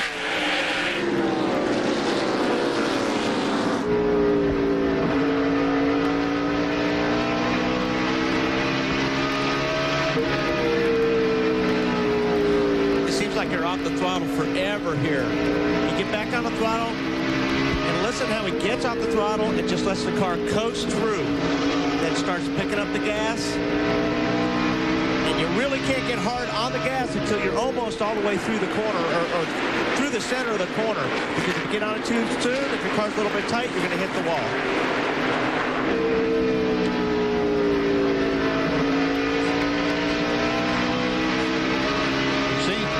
Is driven away from Ricky Rudd. You see right there, Ricky's tight right before the center of the corner. His car slides up the racetrack. There's Sterling Marlin running in 17th spot. Got a camera in the wheel well. And we can see just how much tire deflection. What I mean by that, when he gets on the straightaway, I'm going to point to the tire. I'm going to circle the tire. Watch this area here when he goes down in the corner, how much it goes in, and the force that is applied to that tire. And the sparks are the brakes. That's right. The red sparks you see, that's the brake pads going out and meeting the rotor, and sparks will fly from it. Hey, you know, that's a great illustration of how bumpy this surface is. One of the things the drivers talk about a lot, Wally, is the pounding they take here at Bristol. And look at how much that suspension is traveling, even going down the straightaways here. I'll tell you what, your eyeballs hurt after this race. And I'm not joking. I mean, you run 500 laps here, and your eyes hurt from all the vibration and shaking here for 500 laps. Let's get more on Sterling Marlin. Here's Marty. Well, this business just has a way of putting you down when you're on top, doesn't it? Sterling has been tight all night long, terribly tight. Here is a list of adjustments they've gone through tonight. They've added a rubber to the right rear, pulled one out of the left rear. They've made 4 separate wedge adjustments, 4 rounds up on the track bar, and 2 separate air pressure adjustments, and it's only slightly better. They're running 17th. That's about what they've run all night, and they just can't make the car any better. That's got to be frustrating. Well, one thing about it, take a look at this 40 car. If we could see inside and the chassis and everything else, we will not see that car back at Bristol again. They'll bring another one the next time. Most recent retiree from the race is Rick Mast, and he's with Liz. Rick, there's been a lot of cautions tonight, and you've been in several of them. What happened out there? Man, you know what I'm going to do? I'm going to go in and give me a big old jar of Duke's mayonnaise and fix me a bologna sandwich. Golly, I thought after last night's Busch race that everybody had it out of the system, but evidently not. I mean, the Duke's mayonnaise car was real good tonight. I mean, we went into, let's see, the first wreck, we're going to turn 3. Somebody wrecks in front of us. I slow down. Somebody nails me from behind, and it runs me into the car in front of me, and I bust the oil cooler. We spent about 20 laps fixing that. I go back out. I get into the 96 car one time. My fault. Didn't mean to happen. But then the last time, I don't know what happened. We're coming off too, and somebody just absolutely drop kicked me from back. I mean, that hurt. That one hurt. The other ones didn't hurt, but that one hurt. But I was real tickled with the car. I was real tickled with the Duke's mayonnaise car tonight. Somebody's messing with me, Benny.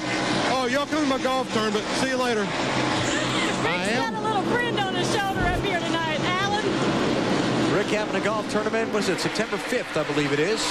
Does it every year to benefit a health foundation in his own town. Up in Rock Ridge, Baths, Virginia. Tony Stewart, Dale Jarrett. 4th and 5th.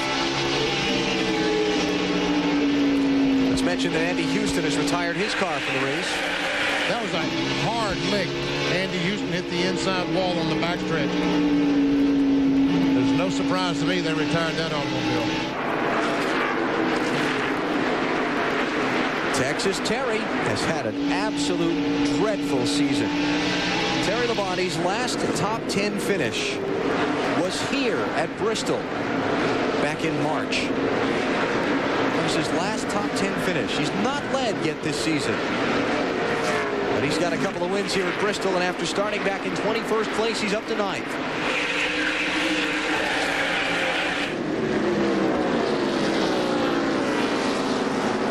The Tiger got a little something to roar about tonight.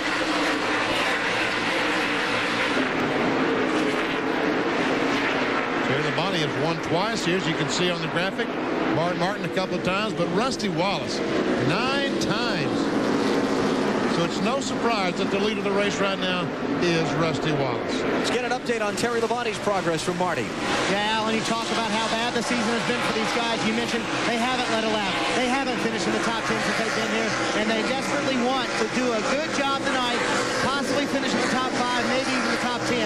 The car is terrific, and this is the patience of a veteran. Terry is not pushing things. He's not putting the car in bad spots. In fact, he just let Kevin Harvick go by him because Kevin was pushing him too much.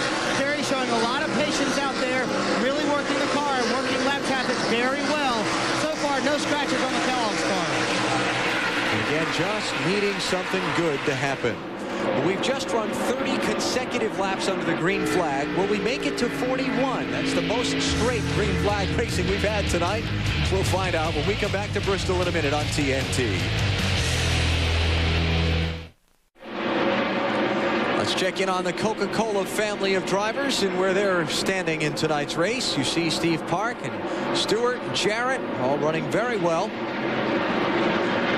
Jeff Burton and Michael Waltrip a little farther back. Bob Labonte in 18th. We see Ricky Rudd, Bill Elliott, Andy Houston in 38th is already out of the event. He's back enjoying a nice Coke.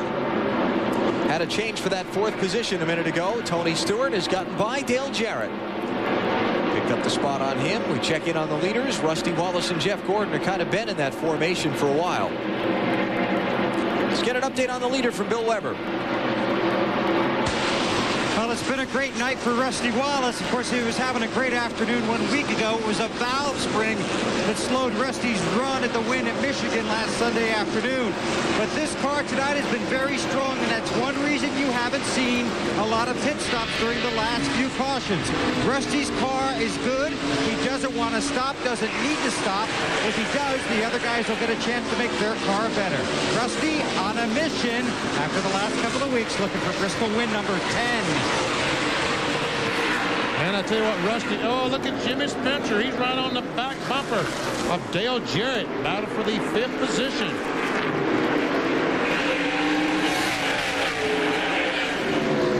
Spencer started this race back in 23rd position. And there he goes, drives up on the inside of Jarrett and tries to get on the inside of the 09 of Jeffrey Bodine. And DJ said, man, go ahead, just go on. Just be my guest.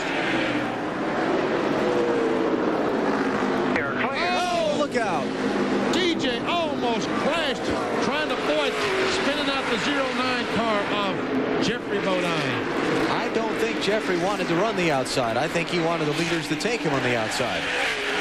That appears that way. It appears to be. Good save by Dale. Hangs on to 6th spot. Now Happy Harvick's moving up on him. By the way, we have now run more consecutive green flag laps tonight than at any other point in this race. We knew they could do it. We knew they were good race car drivers. They could do it. We were just beginning to wonder if they could, if they were ever going to. If they were going to tonight. Yes. 9 caution flags already in this event as Harvick goes after Jarrett and gets that 6th position away. How about Kevin Harvick, Dave? Part of the reason he's doing that, Alan, is because of the long run that you just talked about. His car was working very well, but it worked so much better on long runs. So this time that he's had under green, he's picked off 4 cars now, restarting in 10th position when the green came back out. By the way, if they need pit strategy later on, they did try a 2-tire stop last night in the Busch race, which he won, and they think they know how to adjust for that. 133 laps since these lead cars stopped on pit road. They were all in at lap 71. So another... Well, we know that Elliott Sadler can run 162 because that's what he ran here in the spring. But I would guess it's somewhere around 150. Most of these cars will hit pit road. It'll be absolutely shocking if they do it under the green. Jeff Gordon has not put any pressure on Rusty Wallace other than just being in his tire tracks. He's been about that far back since they got up into the top 2 spots.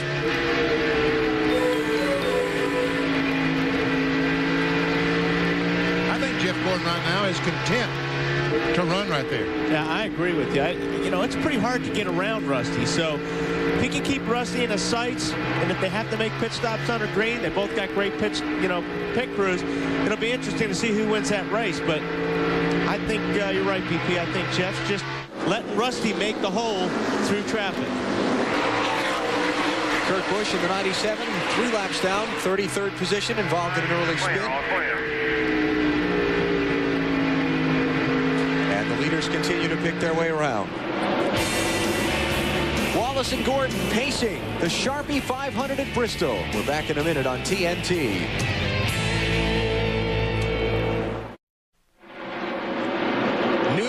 In the Sharpie 500 at Bristol. New 2nd place runner for that matter. Jeff Gordon and Tony Stewart have just worked their way around Rusty Wallace.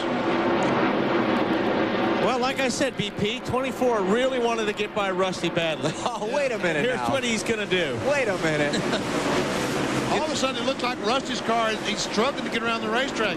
Jeff Gordon gets position on the inside, and as he does that, Rusty had to back off because he was up on the top side. Tony Stewart drove by. Why is Rusty struggling, Bill? Car's just a little loose right now. Loose race car for Rusty Wallace. Got about 40 or so laps before it'll be finished. Really? Wow, that's a lot of laps on those tires. Man, that's a long ways.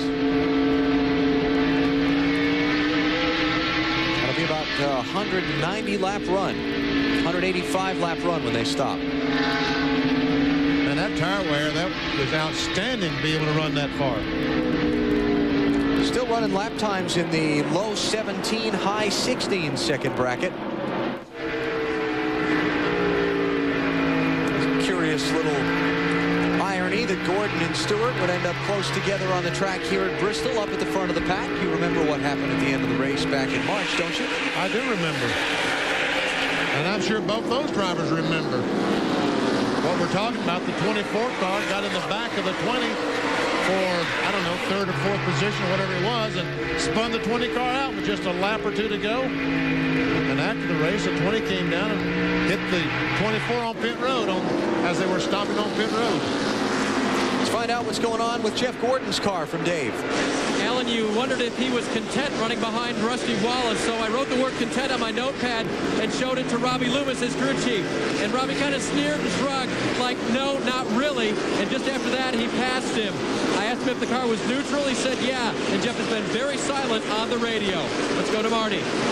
Actually, a little while ago, Dave, Tony Stewart was complaining about his car. It starts tight, gets tighter the longer that he runs. They say they have to stop at about lap 255, much more reasonable numbers. When they do come in, they're talking about an air pressure adjustment and a track bar adjustment. They are tight, but their car is not falling off as much as the other cars are. Jeff Gordon finally gets that position on Ricky Craven, the 32 car, and goes by and puts Craven a lap down. Now just 25 cars on the lead lap. Here's a challenge for fourth. Harvick is by Park. And this 29 car, Kevin Harvick, has been fast the last few laps. Checking the computer, he's been running speeds consistently as fast as Jeff Gordon. Next car behind Steve Park will be Jimmy Spencer. Spencer is 2 cars back. It's his teammate Todd Bodine in between. There's Spencer. 6th place. Spencer's team carrying some decals in support of a fundraising program that his sponsor is doing in support of school districts. They're trying to raise $10 million to donate to schools this year. How about Spencer's race, Matt? Well, I talked to Donnie Wingo, Jimmy Spencer's crew chief. He told me that Jimmy's reporting in the car is neutral. They are on the same sequence with the leader, Jeff Gordon, and Tony Stewart, and Rusty Wallace's 4 is tires. They are on 4 tires. They are pitting on the backstretch. They should pit somewhere around lap 250 to 255. Jimmy told me this morning that he learned a lot in the Busch Series race last night about the trends that should take place in tonight's race with this tire. Jimmy's best ever finish here at Bristol came when he was pitted on the backstretch 2 years ago. He finished 2nd in the '99 night race here. All right, Jeff Gordon right behind Casey Atwood. This is on board with Casey Atwood. Several cars directly in front of the leader now, Jeff Gordon.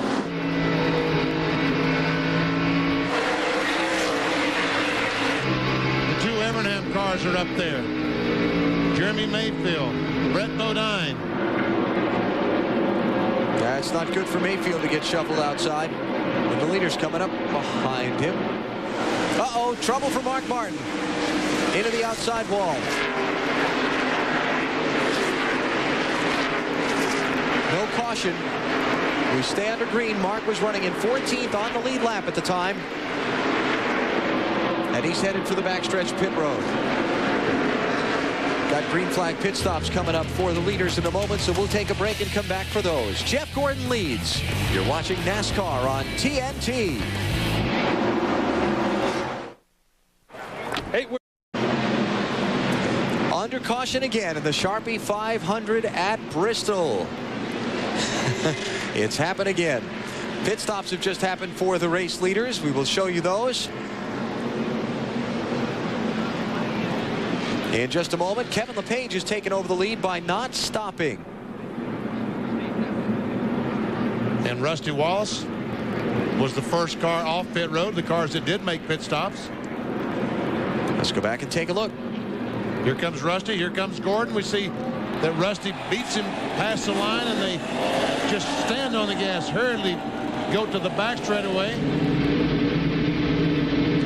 And that time Steve Park had to change 4 tires, and he found out what a big advantage it was on being on the backstretch. Fell back to 9th place. So he lost 3 positions because one of them was from Kevin LePage not stopping. Kevin was 16th before the caution, and now he takes over the lead. Bill Weber. Well, Rusty Wallace on pit road, outstanding stop, 14.85 seconds for the Miller Lite guys. Air pressure adjustment to try and correct that loose situation. Rusty Wallace, outstanding stop, outstanding track position. Dave? Bill, Jeff Gordon gave up the lead, came in for 4 tires. He was a little bit tight. They just changed 4 tires and made an air pressure adjustment. Kevin Harvick's car was a little bit tight in the center of the corner and needed a little forward bite off. So they made some adjustments to correct that problem for Kevin Harvick. Marty?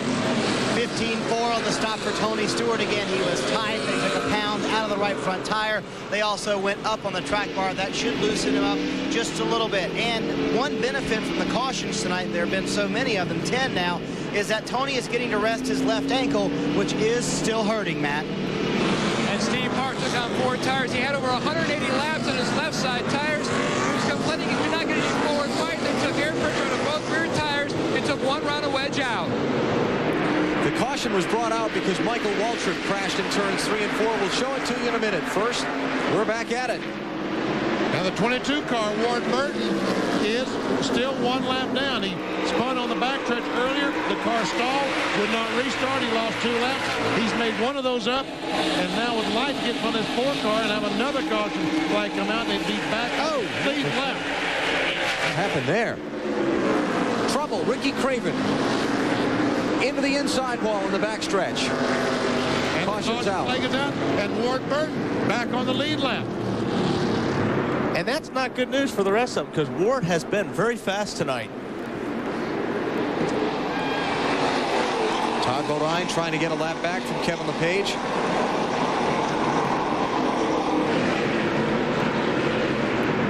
It is being suggested to him that he stop and get back behind the leader because he didn't get back to the yellow flag first. Well, these cars took the yellow flag the last time by.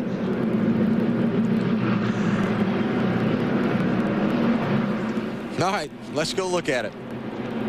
Ricky Craven comes off the corner, almost spins Dale Jarrett out, and Craven trying his best to avoid spinning out Dale Jarrett, turned the car so hard to avoid Jarrett and backed off the throttle at the same time. That's what caused his car to spin.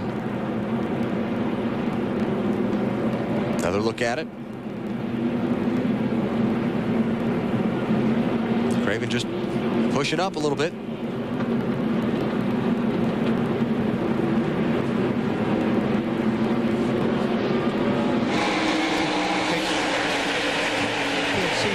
There. Oh! And he hits that inside hard. Very hard. Very hard. You saw that smoke. Ward Burton bouncing off Kevin LePage up there, trying to get under him to get that lap back. See Ricky Craven still sitting in the car talking to the rescue workers.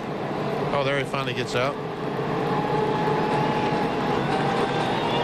Now, the caution before was brought out when Michael Waltrip crashed in the middle of turns 3 and 4. Let's have a look at this. Oh, did his teammate get him? His teammate got him. Ouch. I do believe that his teammate, Junior, got in the back of the 15 car. Oh. Mikey's behind the wall. It's been a rough and rugged night here at Bristol, but the fans are having a blast. Wrangler presents Families of NASCAR. The Allison family's most memorable victory may have been a father-son 1-2 finish in the 1988 Daytona 500. But the Allisons also had great success at Bristol Motor Speedway. Bobby Allison won 4 Winston Cup races here. And his brother Donnie won the spring race in 1970.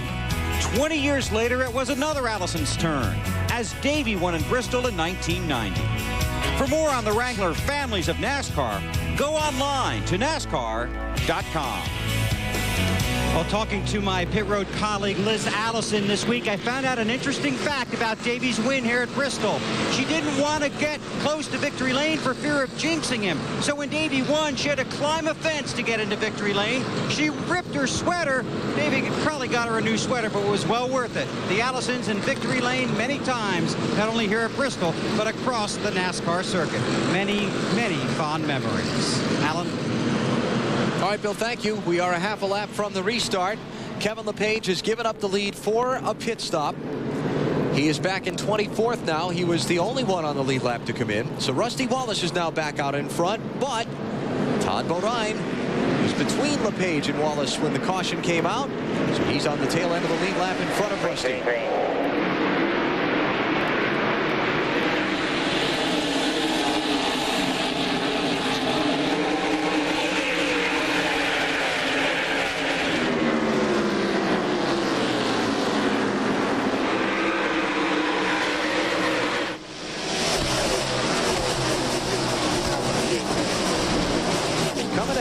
Next time, Rusty Wallace, Jeff Gordon.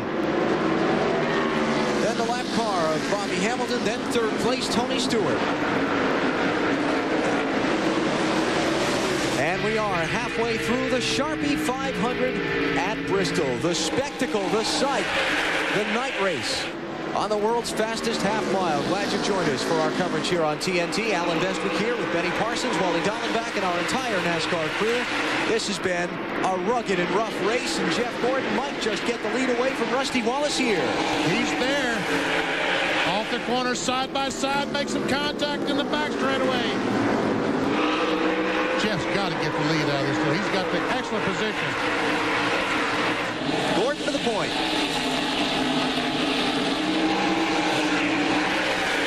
Story of this race so far, crashing early and often. We've had 11 cautions. 63 of the 250 laps in the first half of this race have been run behind the pace car.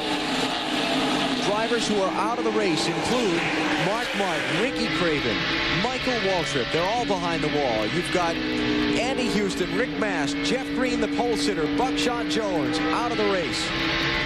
Number of other cars laps down after damage.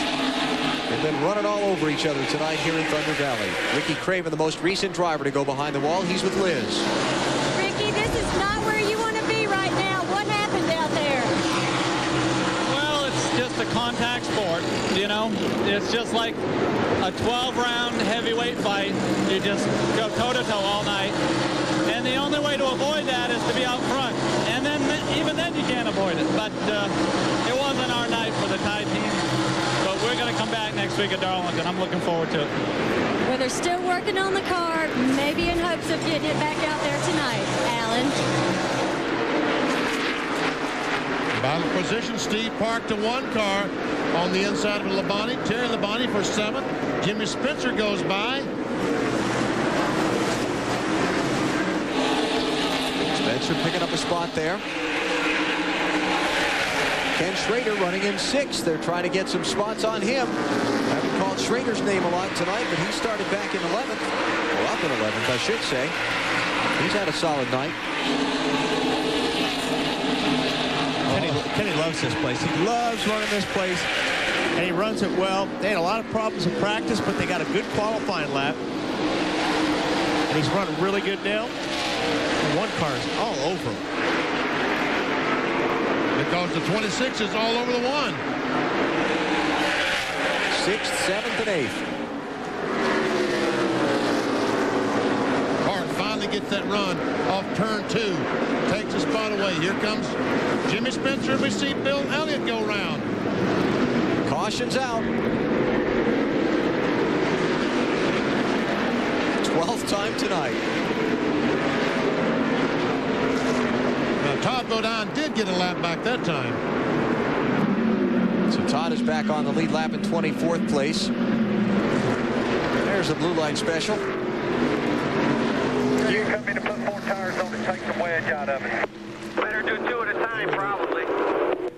Hold up. And Elliott's got some problems there that he will come to pit road and get attended to. Just past halfway here at Bristol in the Sharpie 500.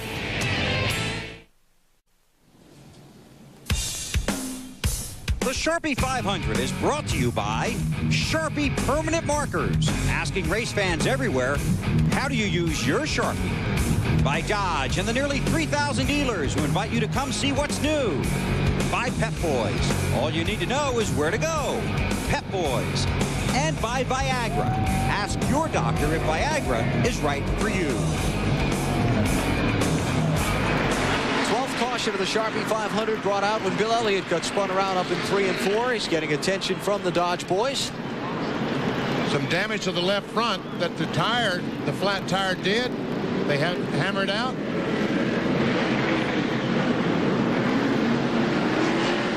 And the inspector's telling something over on the right side. Okay, now we got it fixed. I guess that's some lug nuts off the right rear. Elliott back in 26 now, 1 lap down. Let's take a look at what happened to him to get him spun around.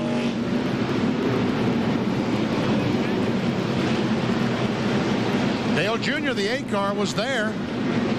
It's almost like what Todd Bodine in the 33 car earlier.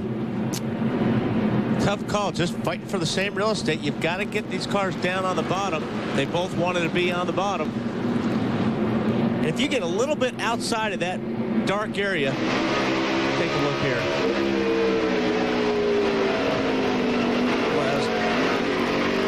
Clear down, come on down. It just doesn't take much.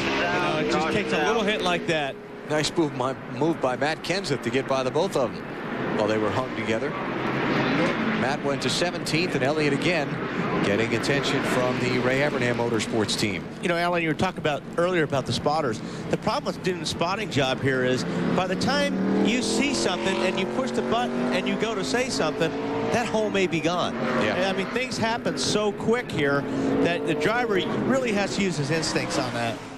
Ward Burton's back on the lead lap. Marty? Yeah, Alan, they decided to come down pit road this time. His car was pretty loose on that last run, and they really didn't have much to lose. They restarted 23rd, had gotten up to 21st now. They took 2 rounds out of the right rear of wedge. That should tighten them up as we get ready to go back to green on the racetrack. Gordon, Wallace, Stewart, Jarrett, Harvick. Those are the top 5.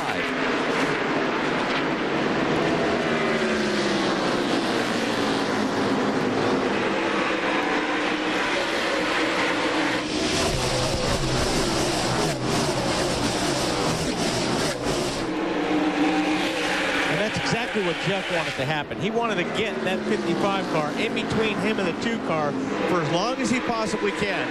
Because if the 2 car has just a little bit of trouble getting around Bobby Hamilton, that's going to help Jeff Gordon drive a little bit further away. Hamilton in 25th place. First car 1 lap down. Oh, looked like Hamilton got in the fence off turn 4.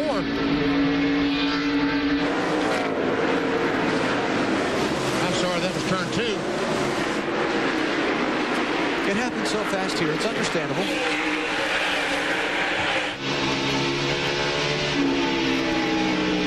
On board with Tony Stewart as he now has the problem trying to get by Bobby Hamilton.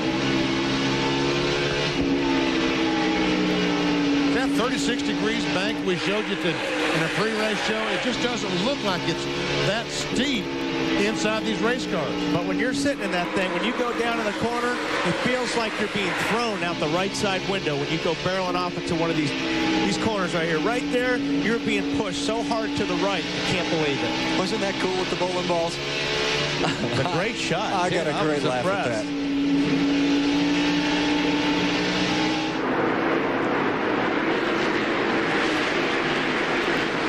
Payback back in traffic. Johnny Benson just gave Brett Bodine a good rap in the back bumper. He's getting admonished from NASCAR on that. Benson was involved in an accident earlier in the race in which Brett Bodine was the other participant. This is what, you don't get any rest here. When you watch Rusty go through the corner, you go through the corner, you get down the straightaway. It takes you half the straightaway to get the car straightened up. Let's just talk. Let's just, as he comes off the corner, next time we'll count and see how long that he's able to relax. He's done in the corner, comes off. When the wheel goes back straight, we'll count. 1001, 1002, about a second and 3/4. He's back into the corner, turning again.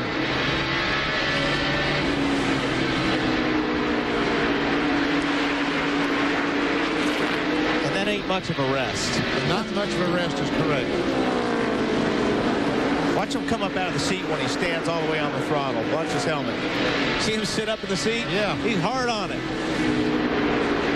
Rusty Wallace, one of the masters of Bristol. 9 times he's been to victory lane here. He's won 3 of the last 5 races, all told in his career. Rusty has led over 3,300 laps here. And this 2-car, Rusty Wallace, added to that total here tonight. But right now he's in 2nd spot, a 2nd and a 1/4 behind Jeff Gordon. And Rusty has led 123 laps tonight between 2 different occasions out in front. Other lap leaders include Jeff Green, the pole sitter, who went out of the race after being involved in an accident. Jeff Gordon, Ricky Craven, Kevin LePage, Steve Park, and Ricky Rudd. Let's mention that Jeff Green, while his car is out of the race, he is now behind the wheel of Mike Skinner's car. It is back in action, 109 laps down. Richard Childress deciding that it wasn't worth taking a chance on Skinner banging that left ankle and knee up again. Dale Jarrett running in 4th place. Bill, how about him? He's had one of those typical Bristol nights. He has hit just about everything or everybody on the racetrack. Never, or really not his fault. He's been in the wrong place at the wrong time, but the car is extremely good. They've had good pit stops, too. 14.5 and 15.5 seconds. Last time made a track bar and an air pressure adjustment. He's a candidate for the Winning Ugly Award. Matt?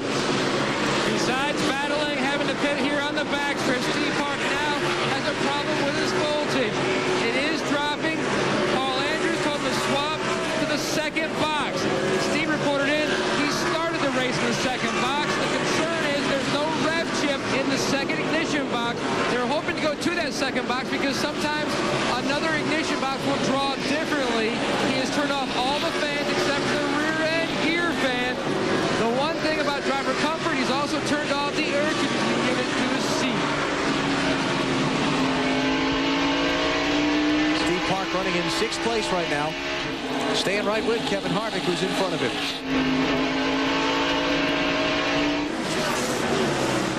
Jeff Gordon, the last couple of laps, he's in traffic right now, but the last 3 or 4 laps I've been checking their monitor, and Rusty Wallace, everyone in the top 6 has been faster than Jeff Gordon.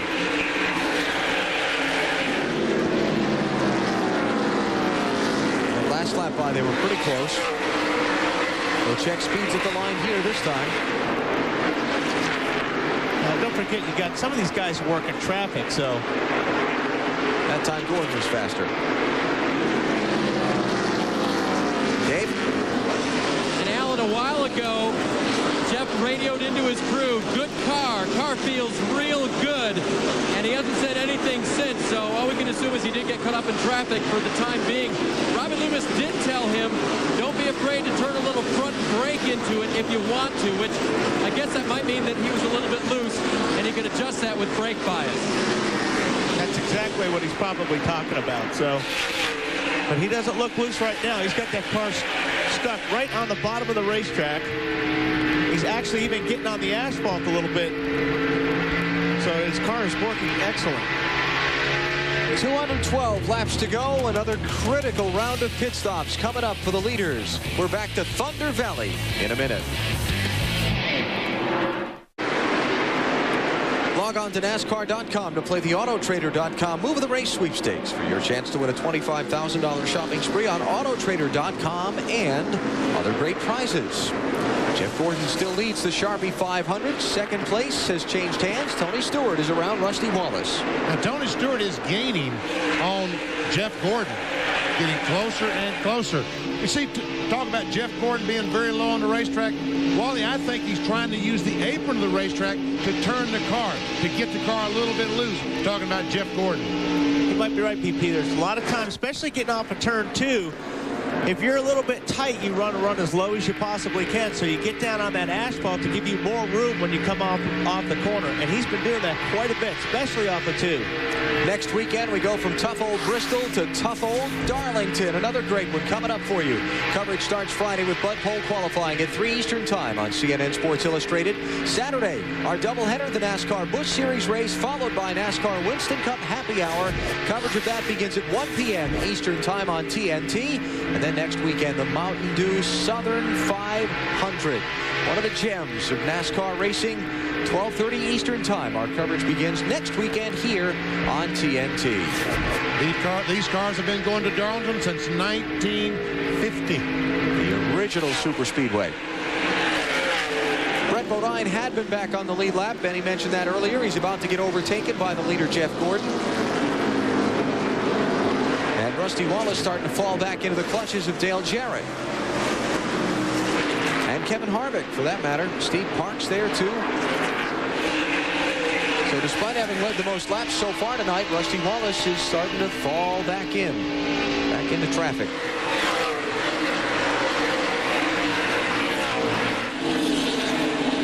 Bill? Yeah, Alan, Rusty Wallace he made an air pressure adjustment last time in, and he's just called into his crew and asked them to undo that adjustment or take the air pressure back to what it was. Now, I'm going to guess, which you should never do with Rusty because it usually gets you a lecture the next week, but I'm guessing that they made that air pressure adjustment for that loose handling condition when he's deep into the run. Early in the run, it's affecting him. He's tight. So he's asked him to change that back. It's good for the shorter run, but not for the longer run. We'll see what happens. Guys, let's talk a little pit strategy here. Probably only one more stop left in the race for these guys. They were in at 2:35. That left 265 laps to go in the race. If they get a caution flag within their window of being able to go the rest of the way, we'll see a lot of guys make their final pit stop. And that'd be another 30 laps from now. We'll get them into that window, right?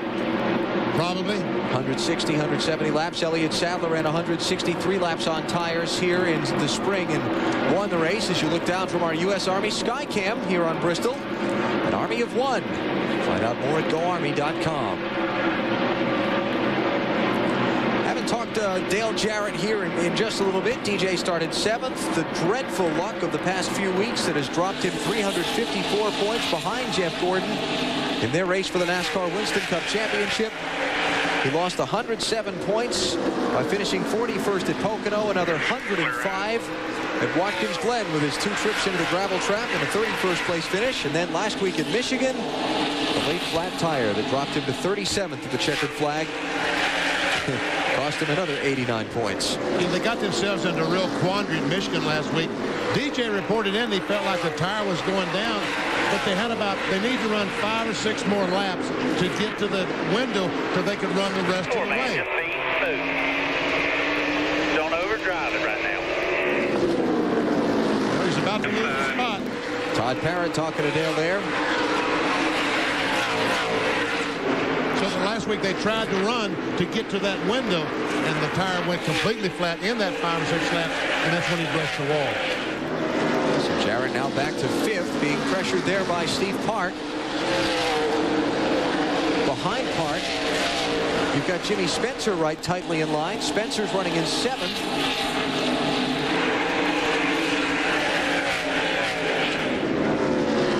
Man, they get around this racetrack so fast. 17 seconds or less, even at race pace. And there goes Park. I don't think Dale can keep his car down on the bottom or as low as some of these other cars right now. It actually looks like he's a little bit tight right through the center.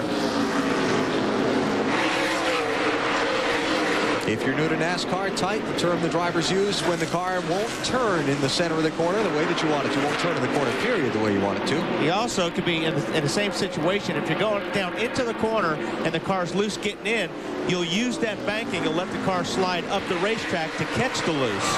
Here's Bobby Labonte. Defending NASCAR Winston Cup champ, started 16th. He's chipped his way up to 8th, Marty. Yeah, Alan here at lap 314. As you said, Bobby Labonte running 8th. That's impressive for a couple of reasons. Number one, because on lap 100, he was running 29th, so they pick up 21 spots here in 215 laps. That's pretty good. Also impressive because this is not Bobby's best track. He has never finished in the top 5 here, and they have a terrific run going. And the thing that amazes me this week is that Bobby Labonte is 7th in points right now. That's the highest he has been all season long.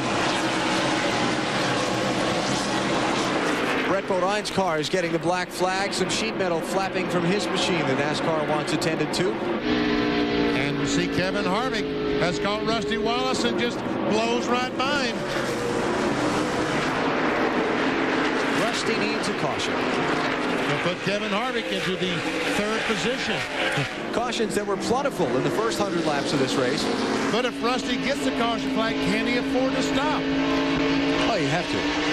If your car's handling that poorly at this point, don't you? 180 laps to go. You have to stop. I think so. But he's doing everything he can right now to get to that point where he's got to make a pit stop. Dale Jr., 21st place, a lap down. Matt? Well, Alan, I talked to Tony Erie Sr. He said that the car about 150 laps ago was the best. Dale Earnhardt Jr. said it was all night, but now it's gotten tight in the middle and very loose off. But their biggest hindrance tonight has been pit stops. In fact, after their last stop, which was the 17-plus race, Tony Sr. said to all the over-the-wall guys, get behind the box, get together in circle, and focus. Let's get back on track. We are not going to do anything tonight with 17-second-plus stops. Not anything good, anyway. Boy, Ken Schrader's got his hands full. He's a lap down. He was 6th not that long ago. Yeah, Kenny, I watched Kenny about the last 4 or 5 laps, and he has been way up the racetrack. He really doesn't like this set of tires. He just radioed in. We've got a problem. 36 pit crew on the wall, vibrating very bad and very, very loose. 36 cars. He's just lost 21st position, or he's about to, with Todd Bodine. And depending on how bad that vibration is, that could be a loose wheel. Hopefully not. You hear the crew getting ready for Schrader. Jerry Nadeau is on pit road under the green flag as well. But it is all good for Jeff Gordon right now. Keeps leading. He's going to overtake Rusty Wallace for most laps led tonight. We'll come back to Bristol in a minute. 168 laps to go in the Sharpie 500 NASCAR on TNT from Thunder Valley, Bristol Motor Speedway in northeastern Tennessee. It's a Jeff Gordon night right now. It was a Rusty Wallace night earlier. Gordon has overtaken him. Wallace has slipped back to 6th position. Check this out, Jeff Gordon, the last 4 races. Pocono, 45-point lead. Indianapolis, 160-point lead. Watkins Glen, 194-point lead. And after Michigan, 298 points. Man, he's been pouring it on the last little bit. But right now, Tony Stewart is the guy that's pouring it on. Stewart in 2nd, the orange car catching up to Gordon as they've worked some lap traffic over the last short while. Stewart has not yet led tonight. Started back in 18th, Marty. And Tony Stewart right now, Alan, just a little bit tight, like we said earlier. Although he has not said the word, that's the suspicion on Greg Zipadelli's part. Very happy with the car right now. We might see some guys on pit road try some strategy. Maybe 2 tires, maybe no tires on this last stop. Today Burns. Same story as before for Kevin Harvick. He's a little bit tight in the center, but after the 10-lap period or so, the car gets very good, and now he's about 4 seconds behind Tony Stewart trying to catch him. Matt? It's taken Steve Park over 100 laps to climb from 9th on his restart when he pitted at lap 235 up to 4th. Nothing new on the voltmeter. Park is the handling of his race car. Jimmy Spencer was a little bit loose when he pitted. They took a little bit of air pressure out, a half a pound out of the right rear. Spencer says the car is fine. Spencer's in 5th. You've got Rusty Wallace in 6th. Rusty has led 123 laps tonight, but he has fallen back over the last 40, 50 laps. From the lead to 2nd, now back to 6th, and we may have a new leader here.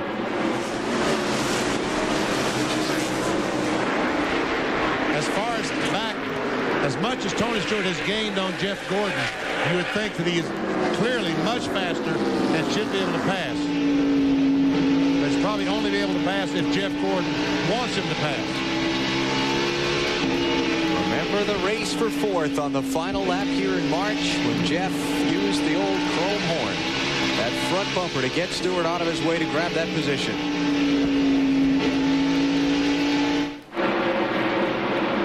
Looking a little farther back, change for 6th place. Bobby Labonte has just gotten around Rusty Wallace, so Rusty's struggles continue. Let's check in on Bobby Labonte with Marty. He's been quite impressive, Alan, working his way up through the field. Currently 6th, as you said. Again, he's never finished in the top 5 here. The car has a slight push, and he has been the fastest car on the racetrack for a good while now. Definitely faster than the leader, Jeff Gordon. Behind Bobby, you've got Rusty Wallace we talked about, then Dale Jarrett. Now back to 8th place. DJ, the 97 winner of this race. Got some damage in one of the early crashes, but he's kept on trucking. There's a change for position. Ricky Rudd got in the back of the 5 car. Terry Labonte moved him up the hill just a little bit. Dave Burns on the 28. Well, I don't think that'll help his car turn. That is Ricky Rudd. But before the last pit stop, that's what he radioed in. They couldn't get it to turn. His crew chief, Michael McSwain, said they made major changes last time, and I checked with him a few laps ago, and I got the thumbs up. Ricky's much happier with the car. Behind Rudd, you've got Jeff Burton, who came with him under Terry Labonte. Jeff is in 10th, started 22nd. And then Terry Labonte. We talked about Terry a little bit earlier in the night, but he continues to hang in there, Marty, on the lead lap. Yeah, he's fallen back to 11th. The car has been very consistent tonight, Alan, and very good. I just talked to crew chief Gary Dehart, and he said the key tonight is that we have to be there at the end. Up front, he's talking about this team may try some strategy with 2 tires in the last stop. Today, Burns. Marty Elliott Sadler's gotten beaten up a little here tonight, but the car continues to run well. He just got by Terry Labonte. A little bit of tow-out problem from all that beating and banging, but generally pretty good. And the reports from Elliott coming on the radio have been very positive.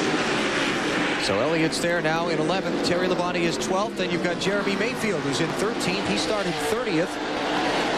Unspectacular night for Mayfield, though he has managed to miss the wrecks that have brought out 12 caution flags in this one. Again, Mayfield in 13th, in 12th, no, 13th. I had it right on the lead lap. Next behind Jeremy will be Dave Blaney.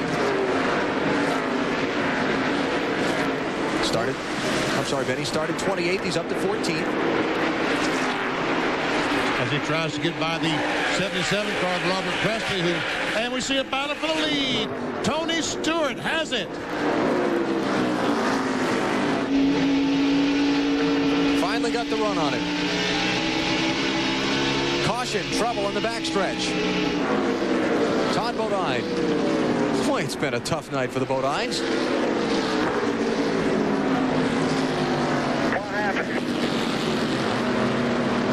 That was Todd asking what happened. See Brett Bodine and Kenny Schrader all racing back to the start-finish line, passing the leader. Schrader was 2 laps down after that green flag pit stop earlier when he was struggling. I think the pit stop happened while we were away in a commercial, but he did make the green flag pit stop. Loose tire on that car is what caused Schrader to handle so poorly. All right, these cars can make it the rest of the way, I would think. So I think we'll see them all on pit road, changing 4 tires and making all the adjustments. Guys, you better get what you want because this might be your last chance. 146 laps to go as they come onto pit lane. Marty. Tony Stewart tight in the center. They're going to take 1 pound out of the right front, go up on the track bar 1 round. Brake problems are not a problem any longer for Tony Stewart. He wants 1 ice pack in the car. The car very good, especially on the longer runs for Tony Stewart as they put the left side tires on now to Dave Burns. Middle of your screen, Jeff Gordon, minor adjustment on the car, a Gatorade in the window for him. Kevin Harvick as well, 4 tires, and he gets beat by Tony Stewart right at the line. Let's go to Matt.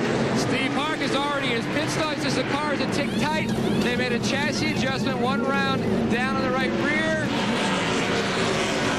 They can go on the left side. They also gave him a bottle of water and an ice pack. Because remember, he did turn the fans off except for the rear end gear fan because of the voltage meter. And man, Steve Park, who was running about 4th spot, is going to go all the way back to about 10th place because of that backstretch pit stall. Taking a beating. When you don't qualify in those top 21 spots here, you are at a disadvantage. So just after Tony Stewart worked and finally got the lead away from Jeff Gordon, Gordon gets it back on the exchange of pit stops. Bill? Rusty Wallace was in Allen, took 4 tires, took that pound of air pressure out of the right front that we talked about. He said that's all he wanted, 1 pound out of the right front. Let's see if 1 pound makes that big a difference and gets him to victory lane. Outstanding stop for these guys, by the way. Rusty out in 4th position behind Jeff Gordon, Tony Stewart, and Kevin Harvick. You're watching NASCAR on TNT.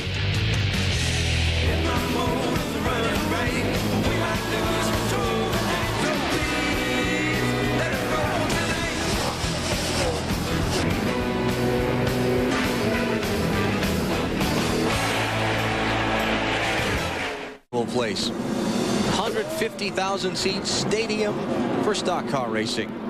Bristol Motor Speedway did not have its beginnings in such a grand fashion.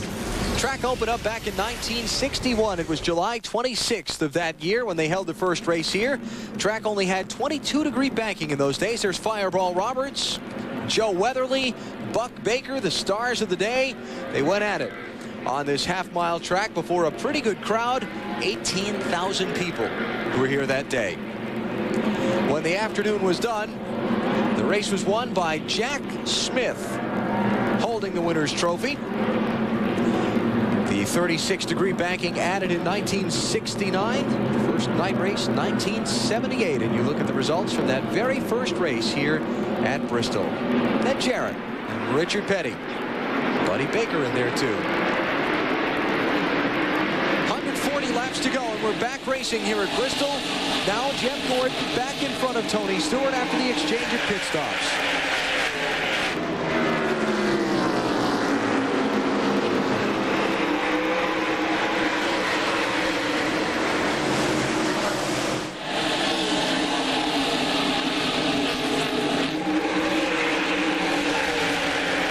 On the pit stop, Steve Park, because of being on that backstretch pit road. And we got problems. Joe Nemechek in the inside wall hard on the backstretch. Caution flag is out. 14th one of the race. Nemechek 23rd position. By the way, the record for the most caution flags in a race here at Bristol is 20. That has happened on 2 different occasions. So we've got a little mayhem to go if we're going to get that one tonight. I thought we were a shoo-in the way this thing started. First 100 laps of this race, we had 5 cautions and then another 4 more before we got to lap 150. Let's go to Bill Weber. Well, Alan, Ken Schrader and the M&M's team have worked so hard this year trying to find racing success. He was having one of his best runs of the season, and you can see why he didn't like this set of tires. It wasn't the tire. It's just unfortunate that these lug nuts had worked their way loose, and you can see they are out of round. That makes the wheel vibrate. That makes you think it's either going down. Obviously, you feel the bad vibration. So unfortunate for them. The Bristol Bug bit Schrader and the M&M's bunch. One of their best runs of the season. This team has worked extremely hard all year, and they will be back. But tonight, they got bit by a bad case of lug nuts there. And they're 2 laps down in 21st position. Bill, here's what happened to bring out this most recent caution. Nemechek, Terry Labonte of the 5 car gets in the back of Nemechek off turn 2. Right front, right rear.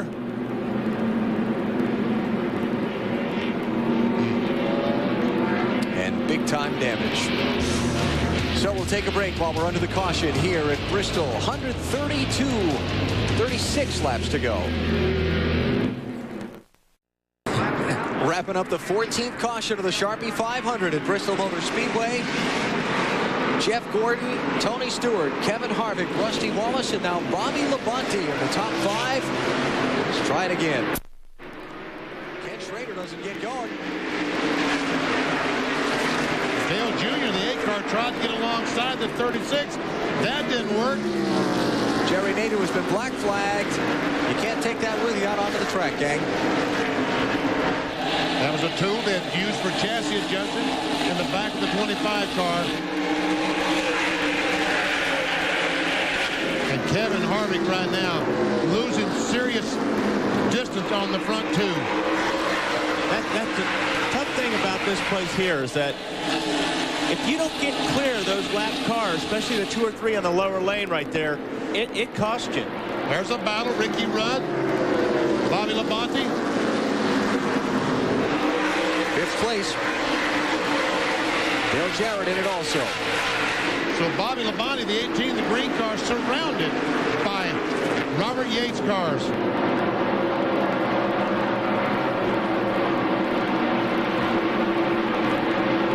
Aerial views here at Bristol, courtesy of the United States Army. Army of 1.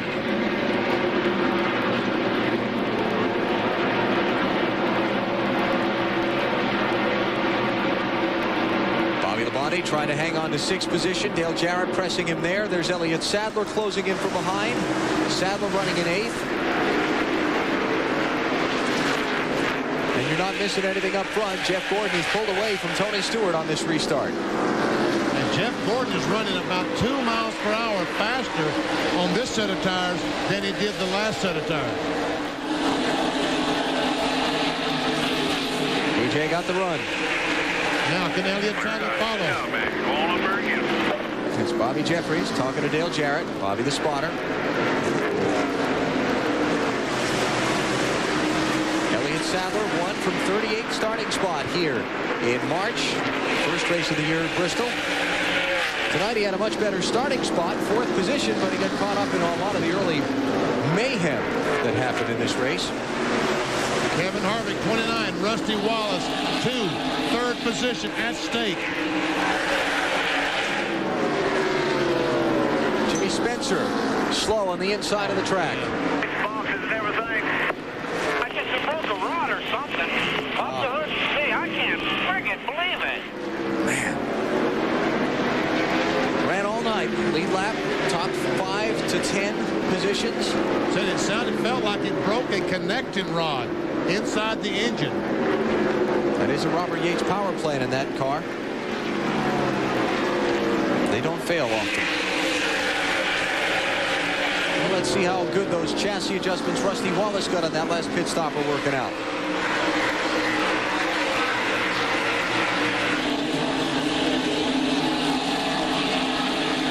He's definitely quicker through the center of the corner. There's no doubt about that.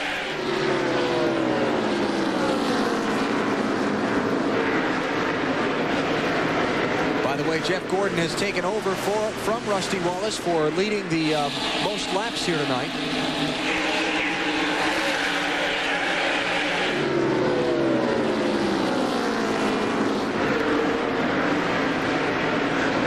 And Rusty, oh, big wiggle there. Wow, he really had to get out of the gas to gather that one up. And look at the distance he lost just by simply backing off the throttle and saving the car. I think what happened there, it looked like that Rusty was trouble. Turn 1. Johnny Benson has hit the outside and inside walls hard.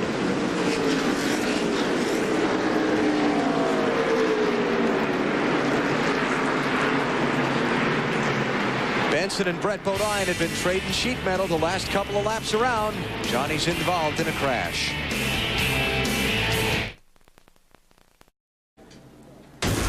Here's our Pepsi race recap. The Sharpie 500 has been filled with mayhem. Best way to describe it. 15 caution flags. 91 of the 383 laps so far have been run behind the pace car. The hits came early. The hits came often. Rick Mast, Ricky Craven, Bill Elliott. And that's the most recent caution. Johnny Benson hitting the wall on the outside first in turn 1, and then the inside wall in between turns 1 and 2. Johnny, as you can see, walking away from the car. Jimmy Spencer's behind the wall, Matt. Jimmy Spencer's climbed from his car. Jimmy, did that engine give you any indication it was going south? No, I just broke something. I don't know. I mean, it was an awesome car tonight. Had a bad qualifying. It was my fault, you know, and if we had been on the front straightaway, I really feel like we would get tender for the win, but we still had a shot at the top 5 without a question. The Kmart guys worked hard all weekend. It's the best car I ever had at Bristol, really, and I really feel bad for my guys, myself, really. I'm very upset. An opportunity to really gain a lot of points tonight. We're trying to get in the top 10 and try to win a race, and just unfortunate, but I like Darlington. We'll be there next week. A good car tonight, but his 3rd DNF of the season, Alan. You're looking at Johnny Benson's car as they attempt to get it away from the wall. While they continue the cleanup there, let's go back and show you something that happened on pit road just a minute ago. Well, it's got fuel spraying out the... Fuel is just coming out the back of the car. Right there. Oh, and he got one of Jerry Nadeau's crewmen, too. What was he doing out there? Well, that's his answer. Car was coming in. Car was coming in. Oh, he bounced right up and got back at it. That's good news. 15th caution of the Sharpie 500 is out.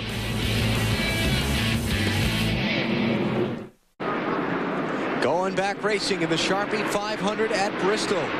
Jeff Gordon is the leader. Brett Bodine is on pit road, serving a 2-lap penalty for rough driving. He and Johnny Benson were trading shots, leading to Benson's crash that brought out that last caution.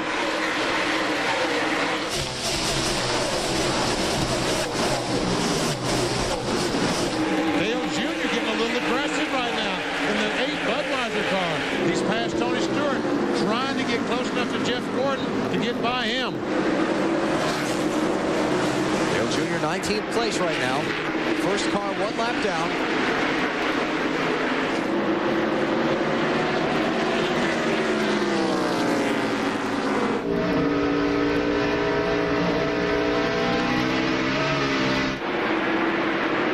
Here's Steve Park up on the back of Bobby Labonte for 8th place. Steve Park restarted in the 11th position. That was after the pit stops. After the pit a stop. caution ago. That's right. So he's on the inside of Bobby Labonte, takes that spot away, and moves up to the 8th spot. Well, Park got a birthday coming up Thursday. All of 34 years old. Good start to the season with Park. Tough stretch through May and June where they couldn't get a finish. Then the last month or so, things have really come around. 4 top 10s in the last 5 weeks. He's moved back up to 11th in points. And this is a race for 6th place between Dale Jarrett in the 88 and the 21 of Elliott Sadler. A little excuse me there from Park on Schrader, huh?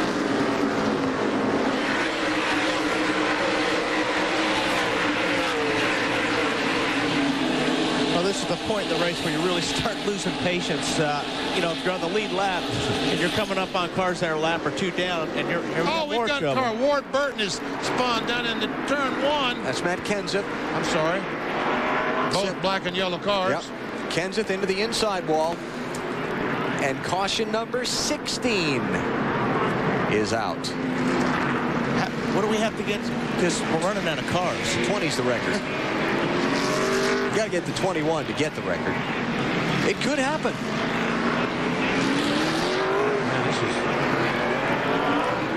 Pit road is closed, so we'll take the break here. Come back, see if any of the front runners come in for new tires. The remains of Matt Kenseth's car being added to the debris heap tonight here at Bristol. And Matt out of the car and walking away, and he's just fine. Here's what happened. that brought out caution number 16. That's not it. This is it.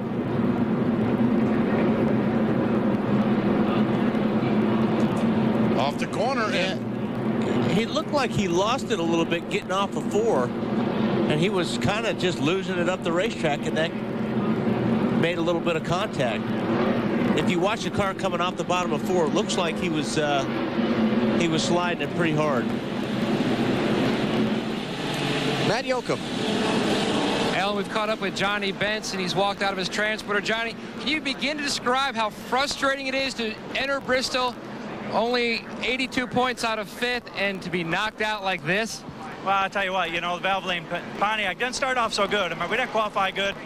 And in the race, we started off bad, but then we got it decent. James played some good pit strategy, and running second, the 11 car took us out. And then so during the race, I went up and just bumped him a little bit just to move him out of the way a little bit, but I sure as hell didn't wreck him. And then he's got to do this. I mean, it's a new car, just I don't know. I guess you only get 1 lap penalty for every time you wreck the same guy twice, you know. But it's too bad. I mean, I always thought Brett was a little smarter than that, but I guess it's just Bristol. In starts of 5 or more here in Bristol, Johnny Benson and Elliott Sadler, the only 2 drivers who have never scored a DNF here at Bristol. Johnny Benson gets one tonight. Tempers. We talked about it a few hours ago. They're starting to boil here in Bristol. Back for the restart here in Bristol. 98 laps to go. Jeff Gordon, Tony Stewart, Kevin Harvick, Rusty Wallace, now Ricky Rudd up to 5th.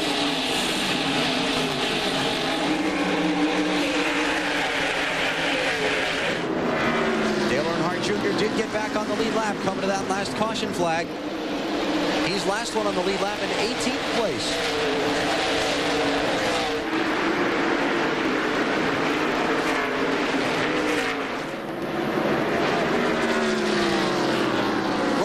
Caution came out for problems involving Matt Kenseth. Marty's with him.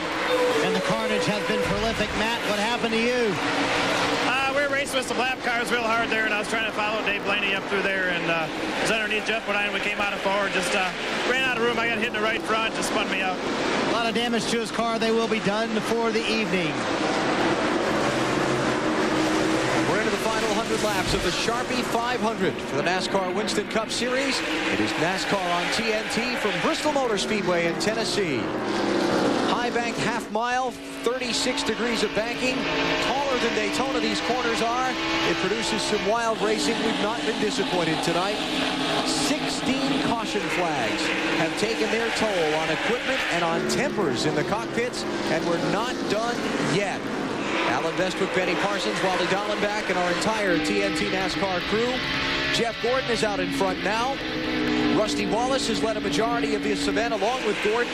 Also Jeff Green, Ricky Craven, Kevin LePage, Steve Park, Ricky Rudd, and Tony Stewart spent time in the lead. I think right now that the 28 car of Ricky Rudd and Dale Jarrett might be a little bit faster than Rusty Wallace in the 2 car. But I don't know if they're fast enough, that much faster to be able to pass Rusty Wallace. Check some speeds at the line when they come around.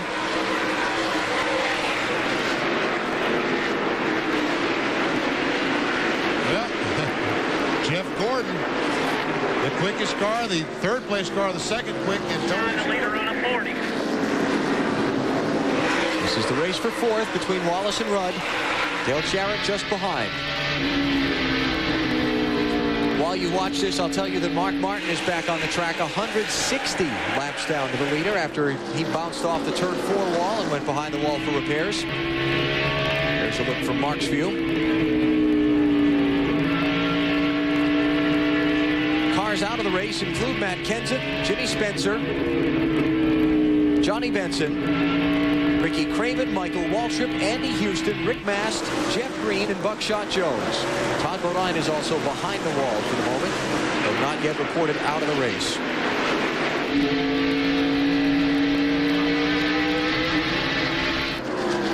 Ricky Rudd has had his problems through the night tonight, but Davey's on a rally now. He's really bounced back. And 2 pit stops ago, I asked Michael McSwain, his crew chief, how tight the car was. He made his hands far apart like he caught a big fish. I checked with him just a little while ago, and he put his his thumb and forefinger together like a pinch of salt. So they've really corrected the tight condition for Ricky tonight. Ricky racing for the lead back at lap 84 when he got involved in a wreck and had the bumper bar from the back bumper of Mike Wallace's car come through the grill of his car. He had to come down pit road and have that removed. He couldn't keep racing with it like that. Dropped him way back in traffic.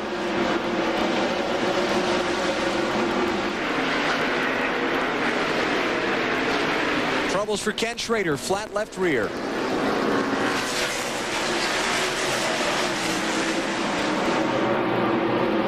Bill? Well, we talked about this place being a nightmare, and it continues for Ken Schrader. It started off strong, but has since gone sour.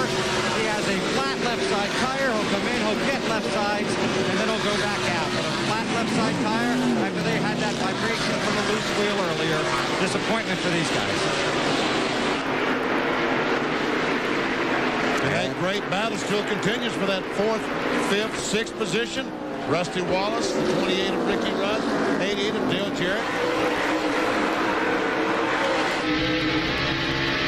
Now, Ricky knows he's going to have to put a little bit of pressure on that 2 car because now he's got the 88 putting pressure on him. So he's going to have to try to make something happen here. And it's hard to do here because Rusty's running the perfect line. So you have to try to force him into a mistake or run him in a little bit harder.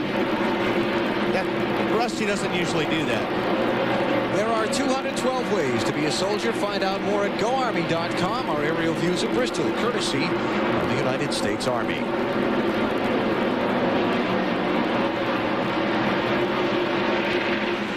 Rusty led so much of this event. He's already fallen about 2/3 of a straightaway behind Jeff Gordon just since that last restart. Elliott Sadler all of a sudden gets pushed up between 3 and 4 and loses a spot to the Steve Park car. 7th place that changed hands. You know, one thing that hurts you here as a race car driver, we talk about keep your rhythm, keep your rhythm. It's really hard to do at Bristol, probably the hardest of any place, any racetrack that these drivers run. You go around the racetrack by yourself, you get in a comfort zone. You get in that rhythm. As soon as you catch your car and have to start backing off the throttle a little earlier than you were before, have to hit the brakes a little harder, all of a sudden you lose your rhythm. And it's so hard to get it back.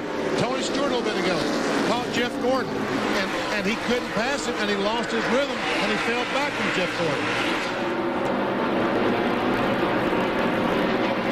Let's mention that Jeffrey Bodine has been on the front stretch pit road. When Ken Schrader slowed down for his flat tire, there was a big traffic jam. Bodine got the fenders knocked in on his front tires. They have made repairs. He's returning to the race.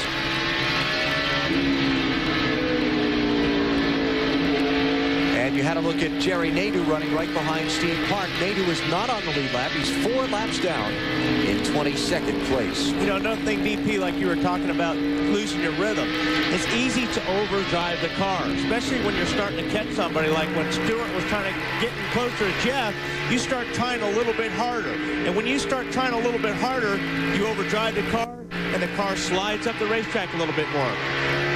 74 laps to go in the Sharpie 500 at Bristol. Jeff Gordon in search of the victory.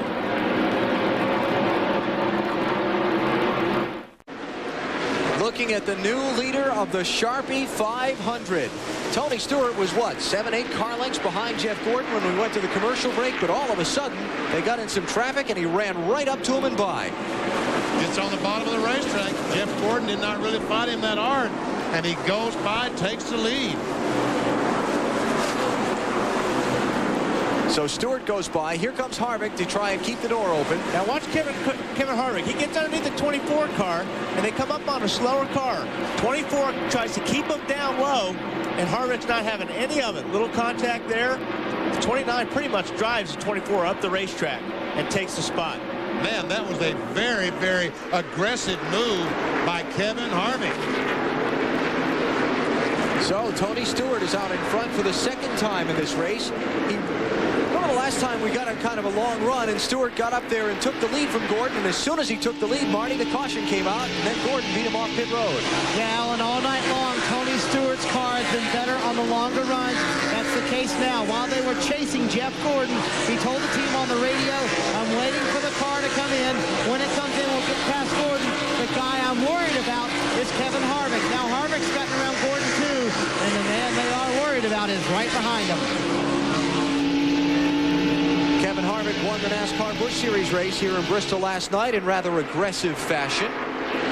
How about his car tonight, Dave? We talked about it before. The car comes in later in the run after about 40 laps or so. It's been more than that now for Kevin Harvick, and his crew believes that they are better. Before it used to be we were better than both the cars ahead of us, the 20 and the 24. Now they just have to be better than the 20. How about that fact? How about that? And he just might be the first one to do that. Because he is faster than Tony Stewart. And they both left Gordon. Look at how far Gordon's fallen back already. Wow. So when it went away big. Yes, it did. Just vanished. And Harvick is getting closer and closer. Of course, the big thing for Gordon right now, I guess, if you figure you can't win the race, he's still ahead of both Jarrett and Rudd. So it'll be championship ground gained. Right now, Gordon's hoping for a caution. I don't think it'll do him any good because I don't think he'll pit. I don't think he can afford to pit and go back to 18th or 15th or wherever he would end up. Well, they've been out there for long enough, though. I don't know how many of those lead lap cars would stop. Might be real interesting to find out if the yellow waves again, that's for sure. That's right. Steve Park trying to put some pressure on Dale Jarrett for 6th.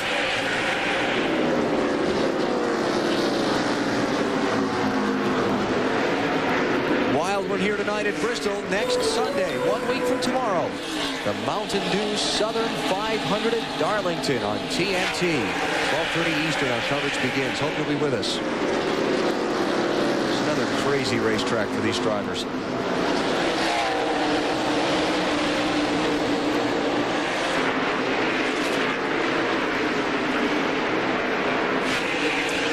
Jarrett, Park, Bobby Labonte starting to close in on them. And Elliott Sadler.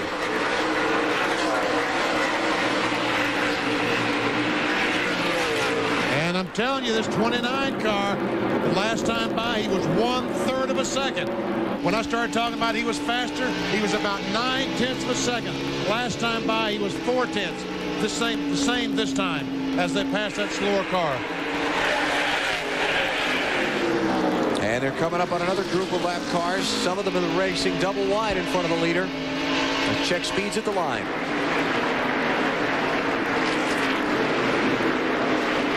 Close. Very close.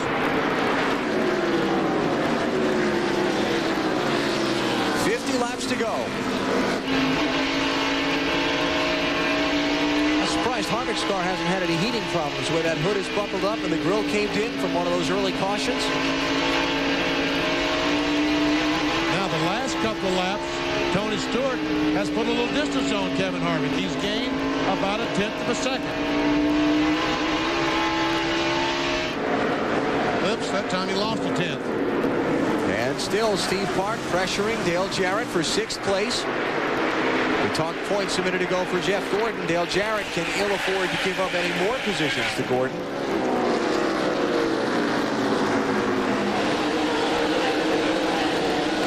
DJ does not want the 1 because as soon as he gets underneath him, you know the 18's going with him, so that's 2 spots he's going to lose.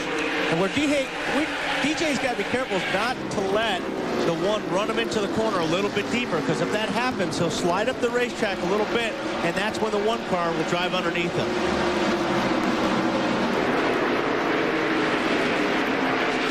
Leaders have caught the lap traffic at the tail end of the field. As you watch Park continue to work, Dale Jarrett over. Matt? Alan, Steve Park's car starts out tight, but as the run progresses, his car gets better. It comes to him.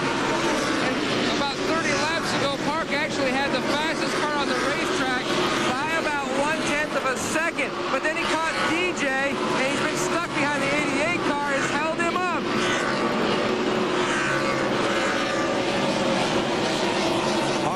pressuring Stewart for the race lead. He got up on him in the lap traffic. They got clear of the traffic for a moment. Stewart got away by a couple of car lengths. Now more traffic ahead.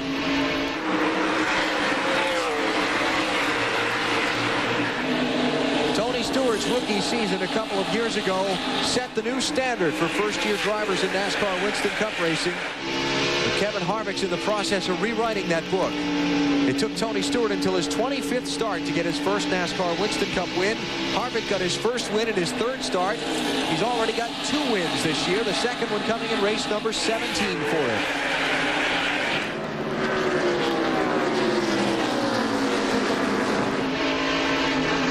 Those cars go by Bill Elliott.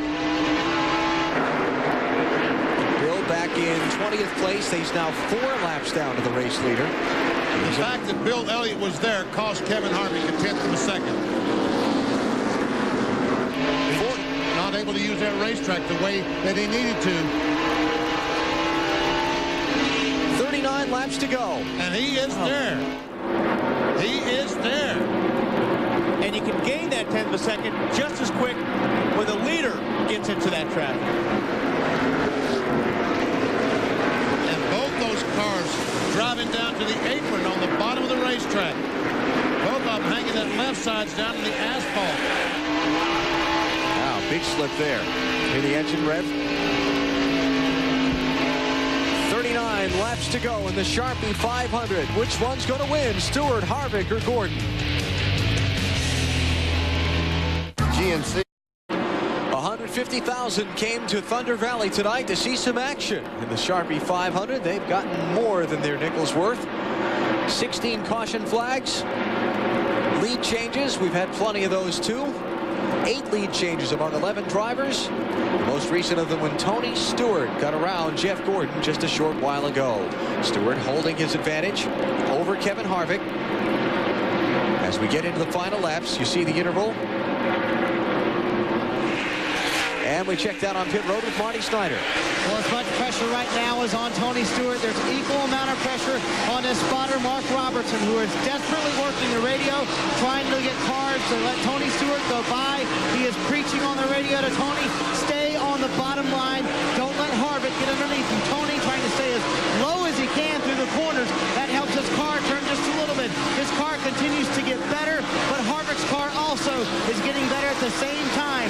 Can the kid hold off the kid for 27 more laps? Tony Stewart going to be inducted tomorrow into the Midget Racing Hall of Fame. Of his stellar efforts in open wheel competition earlier in his career. And I'll tell you, for a guy with a sore left foot who brakes with his left foot at a very physically demanding racetrack, he's done quite well. Yes, he has. On board with Kevin Harvick because he sees the 20 car. He sees victory just right in front of him. The problem is he just can't quite catch it. By Todd Bodine, the leader is back on track after time behind the wall. Todd in 33rd place, 94 laps down. Coming up after the race here on TNT, it's the Untouchables. Don't miss it. Coming up next. And what Tony Spotter is doing, he's going to these guys that he's coming up on. And he's saying, hey, listen, we want to pass you low. So when you see the 20 car get up in your mirror, please move to the high side. And that's a big help when you're racing, because you want to take the line you want to run. And you know the 29 car is coming up behind you. He's running the same line. If you get held up just a little bit, Kevin Harvick is going to be all over the 20 car. So getting a lot of help right now. Let's go back to that race for 6th place between Jarrett and Park. Mark had an idea. He was going to dive on the inside of the 88. And Bobby Labonte also involved in this scrap. 25 cars in there, Jerry Nadeau, but he's 4 laps down, currently in the 21st position. So Park looks a little faster than Jarrett, but not fast enough to pass, which is a problem here at Bristol. At what point does he run out of patience and put the bumper to him? I don't think think you'll see Steve do that. I think he'll just worry him and keep worrying him, and hopefully Dale will run, like I said, he'll run that car in a little bit harder and slide up the racetrack.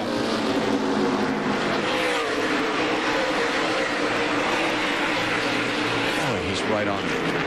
Oh, and he's faster, and I think he's much faster than Jarrett. Jarrett knows, no doubt his spotter Bobby Jeffries has told him if he lets park underneath him, Bobby Labonte's coming through as well. As we watch this, Tony Stewart is now pulled out to about a 2.5-second lead on Kevin Harvick.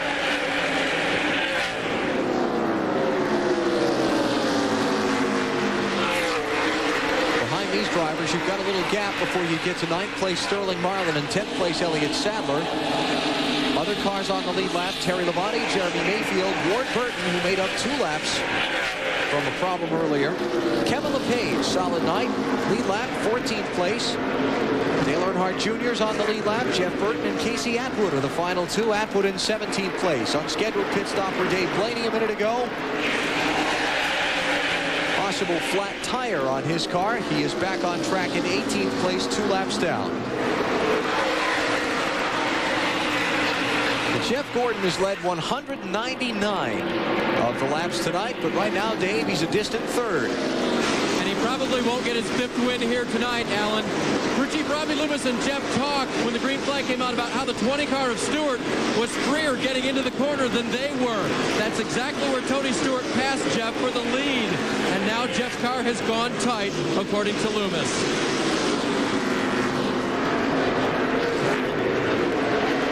Jeff some 6 seconds behind, 6.8 seconds behind that man, Tony Stewart. And Tony Stewart, as these laps are winding down, has some heavy traffic in front of him. And cars that are on the lead lap, the 19, Casey Atwood right in front of Tony Stewart. And in front of him, Jeff Burton.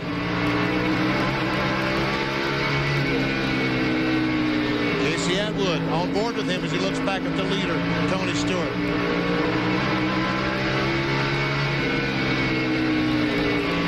We only have 11 laps to go, but Kevin Harvick can make up a lot of ground in a hurry. A lot of these cars that Stewart's going to run up on are racing each other for positions on the end of the lead lap, so they can't give him any quarter. They can't give him any room. Too late in the going for them to give up positions. Atwood and Burton racing for a spot at 16th and 17th. Just ahead of them, Dale Jr. and Kevin LePage racing for 14th and 15th. Tony Stewart that time lost 1/3 of a second to Kevin Harvick.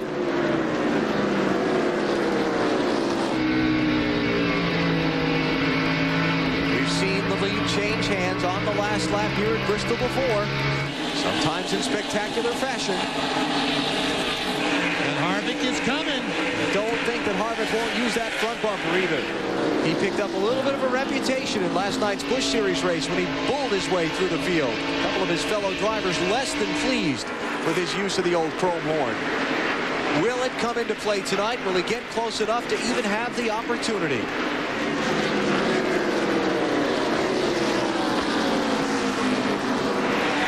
And will Casey Atwood move out of the way and let Kevin Harvick get by him and up close to Tony Stewart?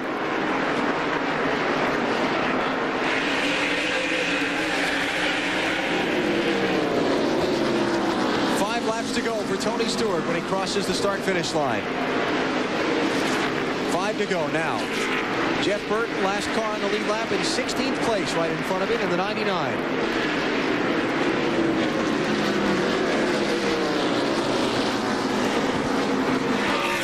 And that car's low. Right down at the bottom. 4 to go. Having to get off the throttle as he came off the second corner.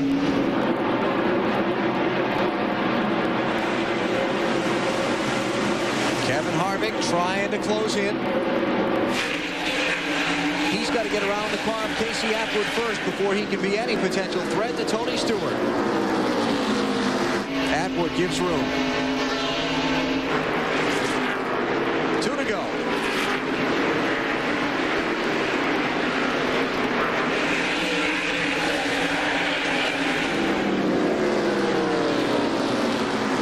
What's it going to be? Is Stewart going to get held up by Jeff Burton? Can Kevin Harvick get to him? Final lap, half mile to go. The white flag is up. Stewart still working Jeff Burton. Here comes Harvick trying to close in. But it's not going to be enough. Tony Stewart gets his third win of 2001. He wins the Sharpie 500 at Bristol. Last lap change of position. Ricky Rudd gets by Rusty Wallace, and Rusty's obviously not happy in the tactics. And Dale Jarrett spins down in the corner. Tempers. Right to the very end. And the drivers and crew chiefs of those two cars have already been called to the big red trailer. How about a win for Tony Stewart, Marty? Well, congratulations for Greg Zeppedelli all around from the crew, and looked like Harvick was catching him for a while, didn't he? Yeah, we probably had the best car all night on long runs. We had to do some adjustment to try and get it picked up there on the front side, and everything went our way tonight. A little nerve-wracking here at Bristol. We've been so close. I think we've been in second here, a little third the year before, but Tony showed up ready to race this weekend. Everybody in Home Depot Pontiac did a great job. I want to say hi to my wife. We're expecting our first baby, and this couldn't be more awesome for Home Depot Pontiac Joe Gibbs Racing. He's doing a whole lap burnout out there. That's pretty cool. Back to you guys upstairs. We've gotten into this contest of the burnout things for the race winners, haven't we? We'll hear from Tony Stewart when we come back to Bristol in a minute on TNT.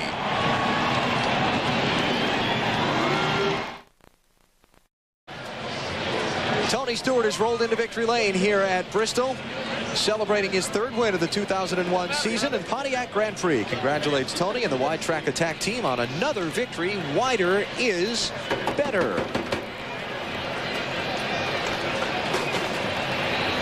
Let's go to Bill Weber. Well, here in victory lane, Tony Stewart unbuckling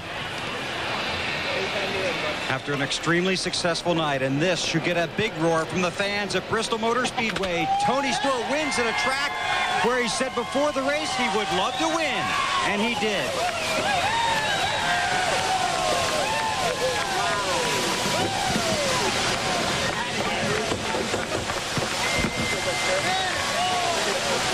A hug from Greg Zeppedelli, handshake from Mike Arning, his PR man,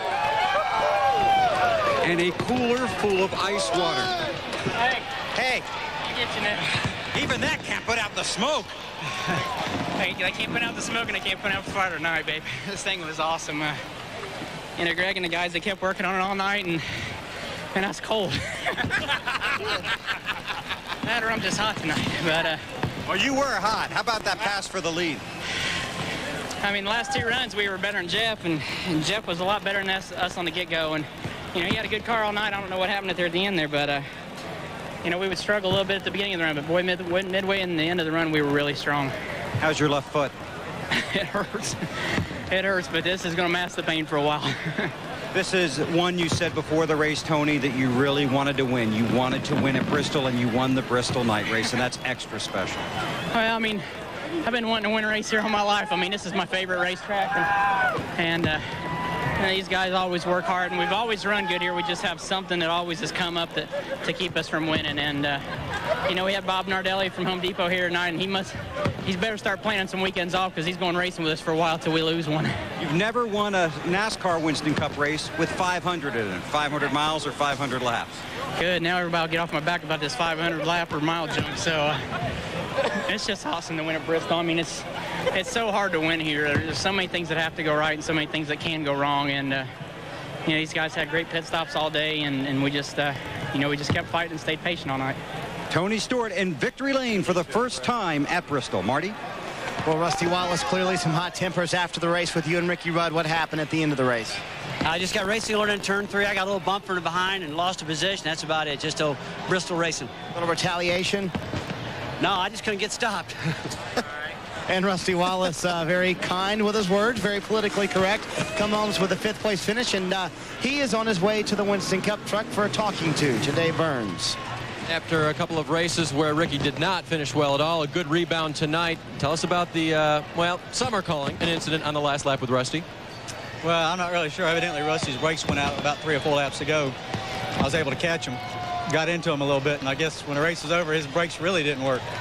So they're paid to favor, I guess. How proud are you of your guys tonight after suffering the problems early on and getting back in this thing for a top 5?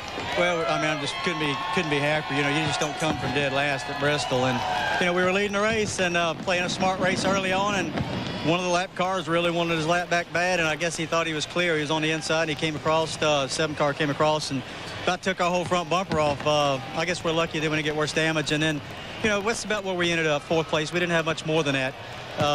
Very lucky to get back to that spot. This is the kind of finish this team really needed, Alan. Yeah, Ricky needed something positive to happen. Unfortunately for him, as we look at the finishing results, he still finished behind Jeff Gordon. Tony Stewart, 3rd win of the year. Kevin Harvick came within a position of making it the Bristol Double. A 1st and a 2nd on the weekend, though. I think I'd take that. See, 15 cars in the lead lap. Jeff Burton being the last one. Just 2 cars, 1 lap down. Jeremy Mayfield, Casey Atwood. Good run for Kevin LePage. Much needed for the Kodak team. That 13th place finish. All these guys involved in all the mayhem that happened throughout the night. 16 caution flags for 92 laps. Slowed the Sharpie 500. A lot of guys wound up the night. Wrecked race cars back in the garage area watching the finish. We'll take a break. We'll come back with more post-race coverage in just a minute. From Thunder Valley, you're watching NASCAR on TNT.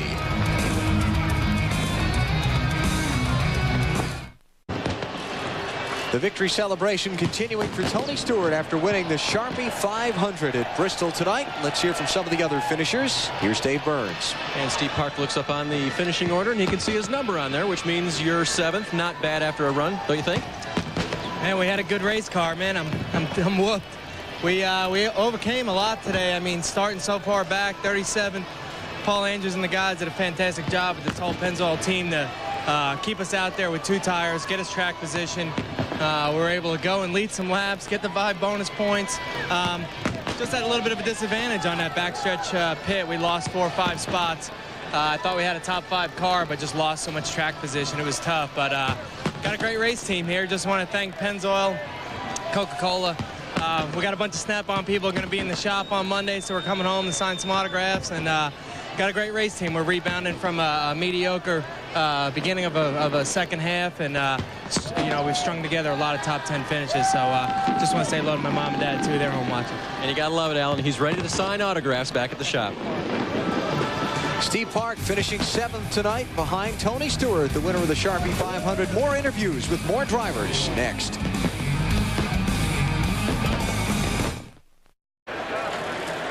Back in Bristol, the photos ongoing in the winner's circle with Tony Stewart and company celebrating a victory in the Sharpie 500. Kevin Harvick, Chase Stewart to the checkered flag, wound up in 2nd place tonight. Earlier, Dave Burns talked with him. Kevin, you were coming on at the end, but couldn't quite get there. What was your car lacking? I think I just drove it too hard and wore out the front tire, but these Goodwrench guys, they did a heck of a job tonight. I bashed the thing up a little bit early and got a little riled up, and they got a little riled up and had a bad pit stop, and they came back and redeemed themselves, and we got back to the front of the field. So a good night for everybody, the Goodwrench cars. So front's caved in, but we finished 2nd at Bristol. And you almost pulled the 2-peat. How would you felt about that? That'd have been pretty cool. That's what we're here for. We're here to try and win every race, but these Winston Cup races are tough to win, along with the Busch races, but just came up 1 short tonight. All right, that's Kevin Harvick. He'll be back again, and I'm sure going for that 1 extra spot. And the man they had to get around was Jeff Gordon. You were up front in the beginning of that run, but then the car just fell way off. What happened? Yeah, we did everything as a team that we could have done to win this race tonight. We just got beat. You know, Tony and Kevin were both better than us on the long runs. And if we had had a few more cautions there, we might have been able to do something. Our car was so good on cold tires. But yeah, it was a great night for the DuPont Chevrolet team. Come home 3rd. I mean, we dodged a lot of bullets out there because there was plenty of action going on around us, and we were pretty fortunate to get out of it. Yeah, there were a lot of bullets flying out there, and you survived the night and gained points on top of that. Yeah, you can't beat that. You know, I think that's really what we wanted to do coming out of here. I mean, we thought we had a shot at winning it. We tried to win it, and we couldn't, so we, you know, came home third, and it was a good points night for us. And this is one of those places you never know what you're going to get. And I certainly saw plenty of things in front of me where, you know, a lot of points flashed before my eyes that were going to go away, and we're pretty fortunate. Well, they survived the night. That was the goal coming in. Jeff Gordon finishes third, Alan. And as we check the championship standings now, Jeff Gordon gaining 10 points tonight on Ricky Rudd and 25 on Dale Jarrett. And the season winding down, we head into that fall stretch run, 12 races to go. Gordon with a very large 308-point lead in pursuit of a fourth NASCAR Winston Cup championship. Rest of the top 20 in the title, and position changes on the night tonight. Johnny Benson goes from 9th to 11th, losing 2 spots after his crash down in turn 1. More post-race coverage in a minute.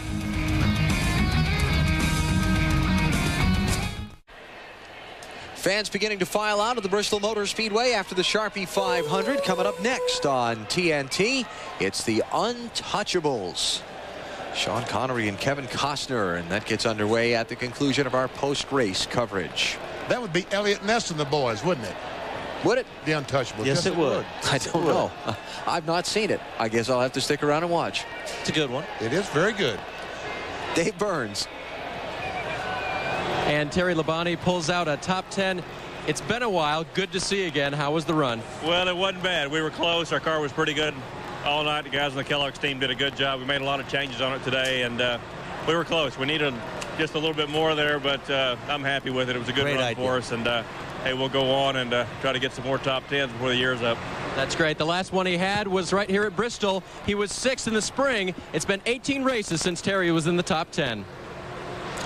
Boy, it has been such a long, long time for Terry Labonte. Brother Bobby. Stewart's dumping. Who's that? Is that the coach? Or is that Mr. Nardelli?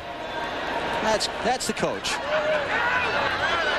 At least it wasn't the Gatorade bucket. They used that already. How about Terry Labonte's brother Bobby, Marty? Yeah, he didn't do too bad. 8th for him, Alan, and that's like a win for you guys at Bristol, isn't it? Well, a lot of times it is, but you know, tonight really we're a little disappointed when we had a little bit better car there until the last stop with 100 laps to go, and you know, it just seemed like we didn't soon run as good afterwards. Just could never get no grip on the racetrack. So you know, but overall still a good night for us. We did finish in the top 10, which is a lot better than what we usually do here. 2 finishes worse than 15th since Richmond in May. It's really turned around for you guys, hasn't it, Bobby? Yeah, it really has, you know, and you know, still you know, we have a lot of you know, to go back on the first year where we, you know, didn't finish some races, but that's part of it. You know, and you learn a lot from that, and you try to get better as the year goes on, and it seems like that's what we're doing. So we're pretty happy and really excited that Tony won the race. You know, yesterday we both talked about our cars weren't very good, so glad to see he won the race, and we finished the top 10. It was a good night for Joe Gibbs Racing. Well, the Winston Cup champ, Allen, has been on a roll lately, 8th here at Bristol tonight. Things starting to come back around for Bobby, and good to see. And welcome back into the office. Alan Bestwick, Benny Parsons, Wally Dallenbach. Our storylines we were focusing on throughout the night. We started talking about temper. We saw a lot of that.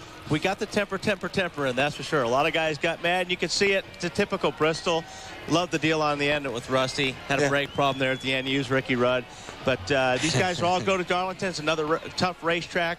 And, you know, I think it was a great race for Tony Stewart. I mean, he's always wanted to run here. He runs really good here.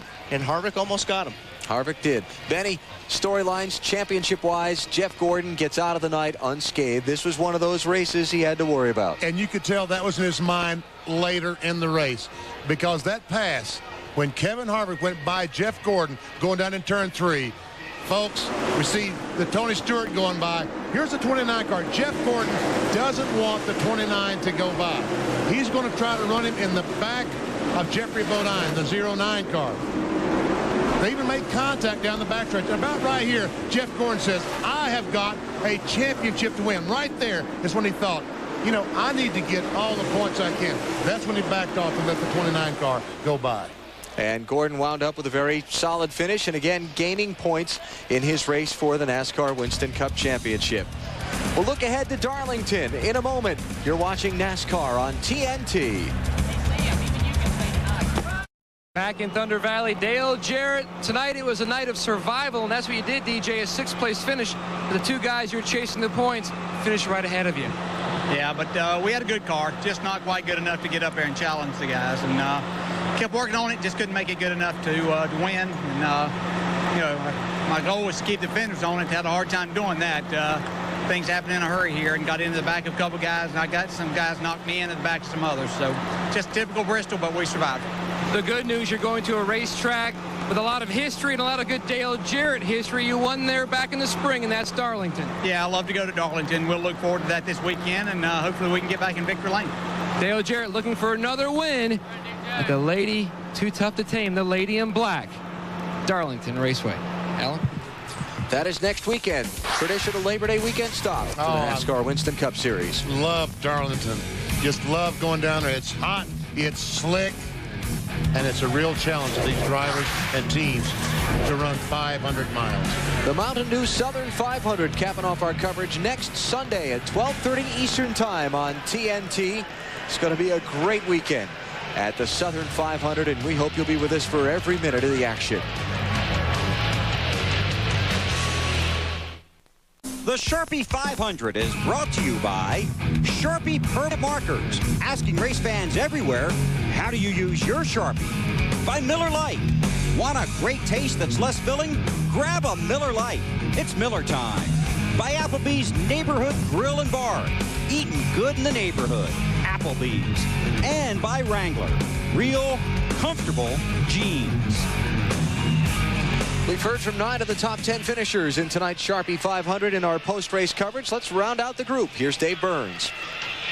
Sterling, you're still fighting for a championship. You need the points. A 9th place, I think you'll take that, right? Yeah, we had a good car yesterday evening and got the crush panels knocked out early, and man, like burnt my eyes out. Couldn't hardly see at the end.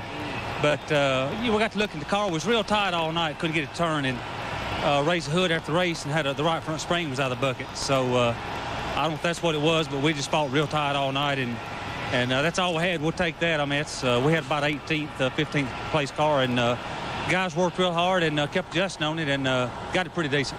It wasn't that red paint that slowed you down, was it? It might have been. That Silver Bullet's pretty fast. So we're going to go back to Coors Light Silver Bullet next week. All right, we'll look for him there. And that's it. You've heard from all the top 10 finishers in tonight's race. Tony Stewart in victory lane, and next week, it's on to Darlington. Don't forget, if you missed any of the action, want to catch it again, our NASCAR at Night Encore on TNT, Monday at 11 p.m. Eastern and Pacific. Our Darlington coverage on TNT. Saturday, the NASCAR Busch Series race presented by Applebee's at 1 Eastern Time, followed by Happy Hour. And then next Sunday, the Mountain Dew Southern 500, 12:30 Eastern Time, Darlington. Be there on TNT. The Untouchables coming up next on both the East and West Coasts. What a wild night it was here in Bristol. Thunder Valley living up to its reputation.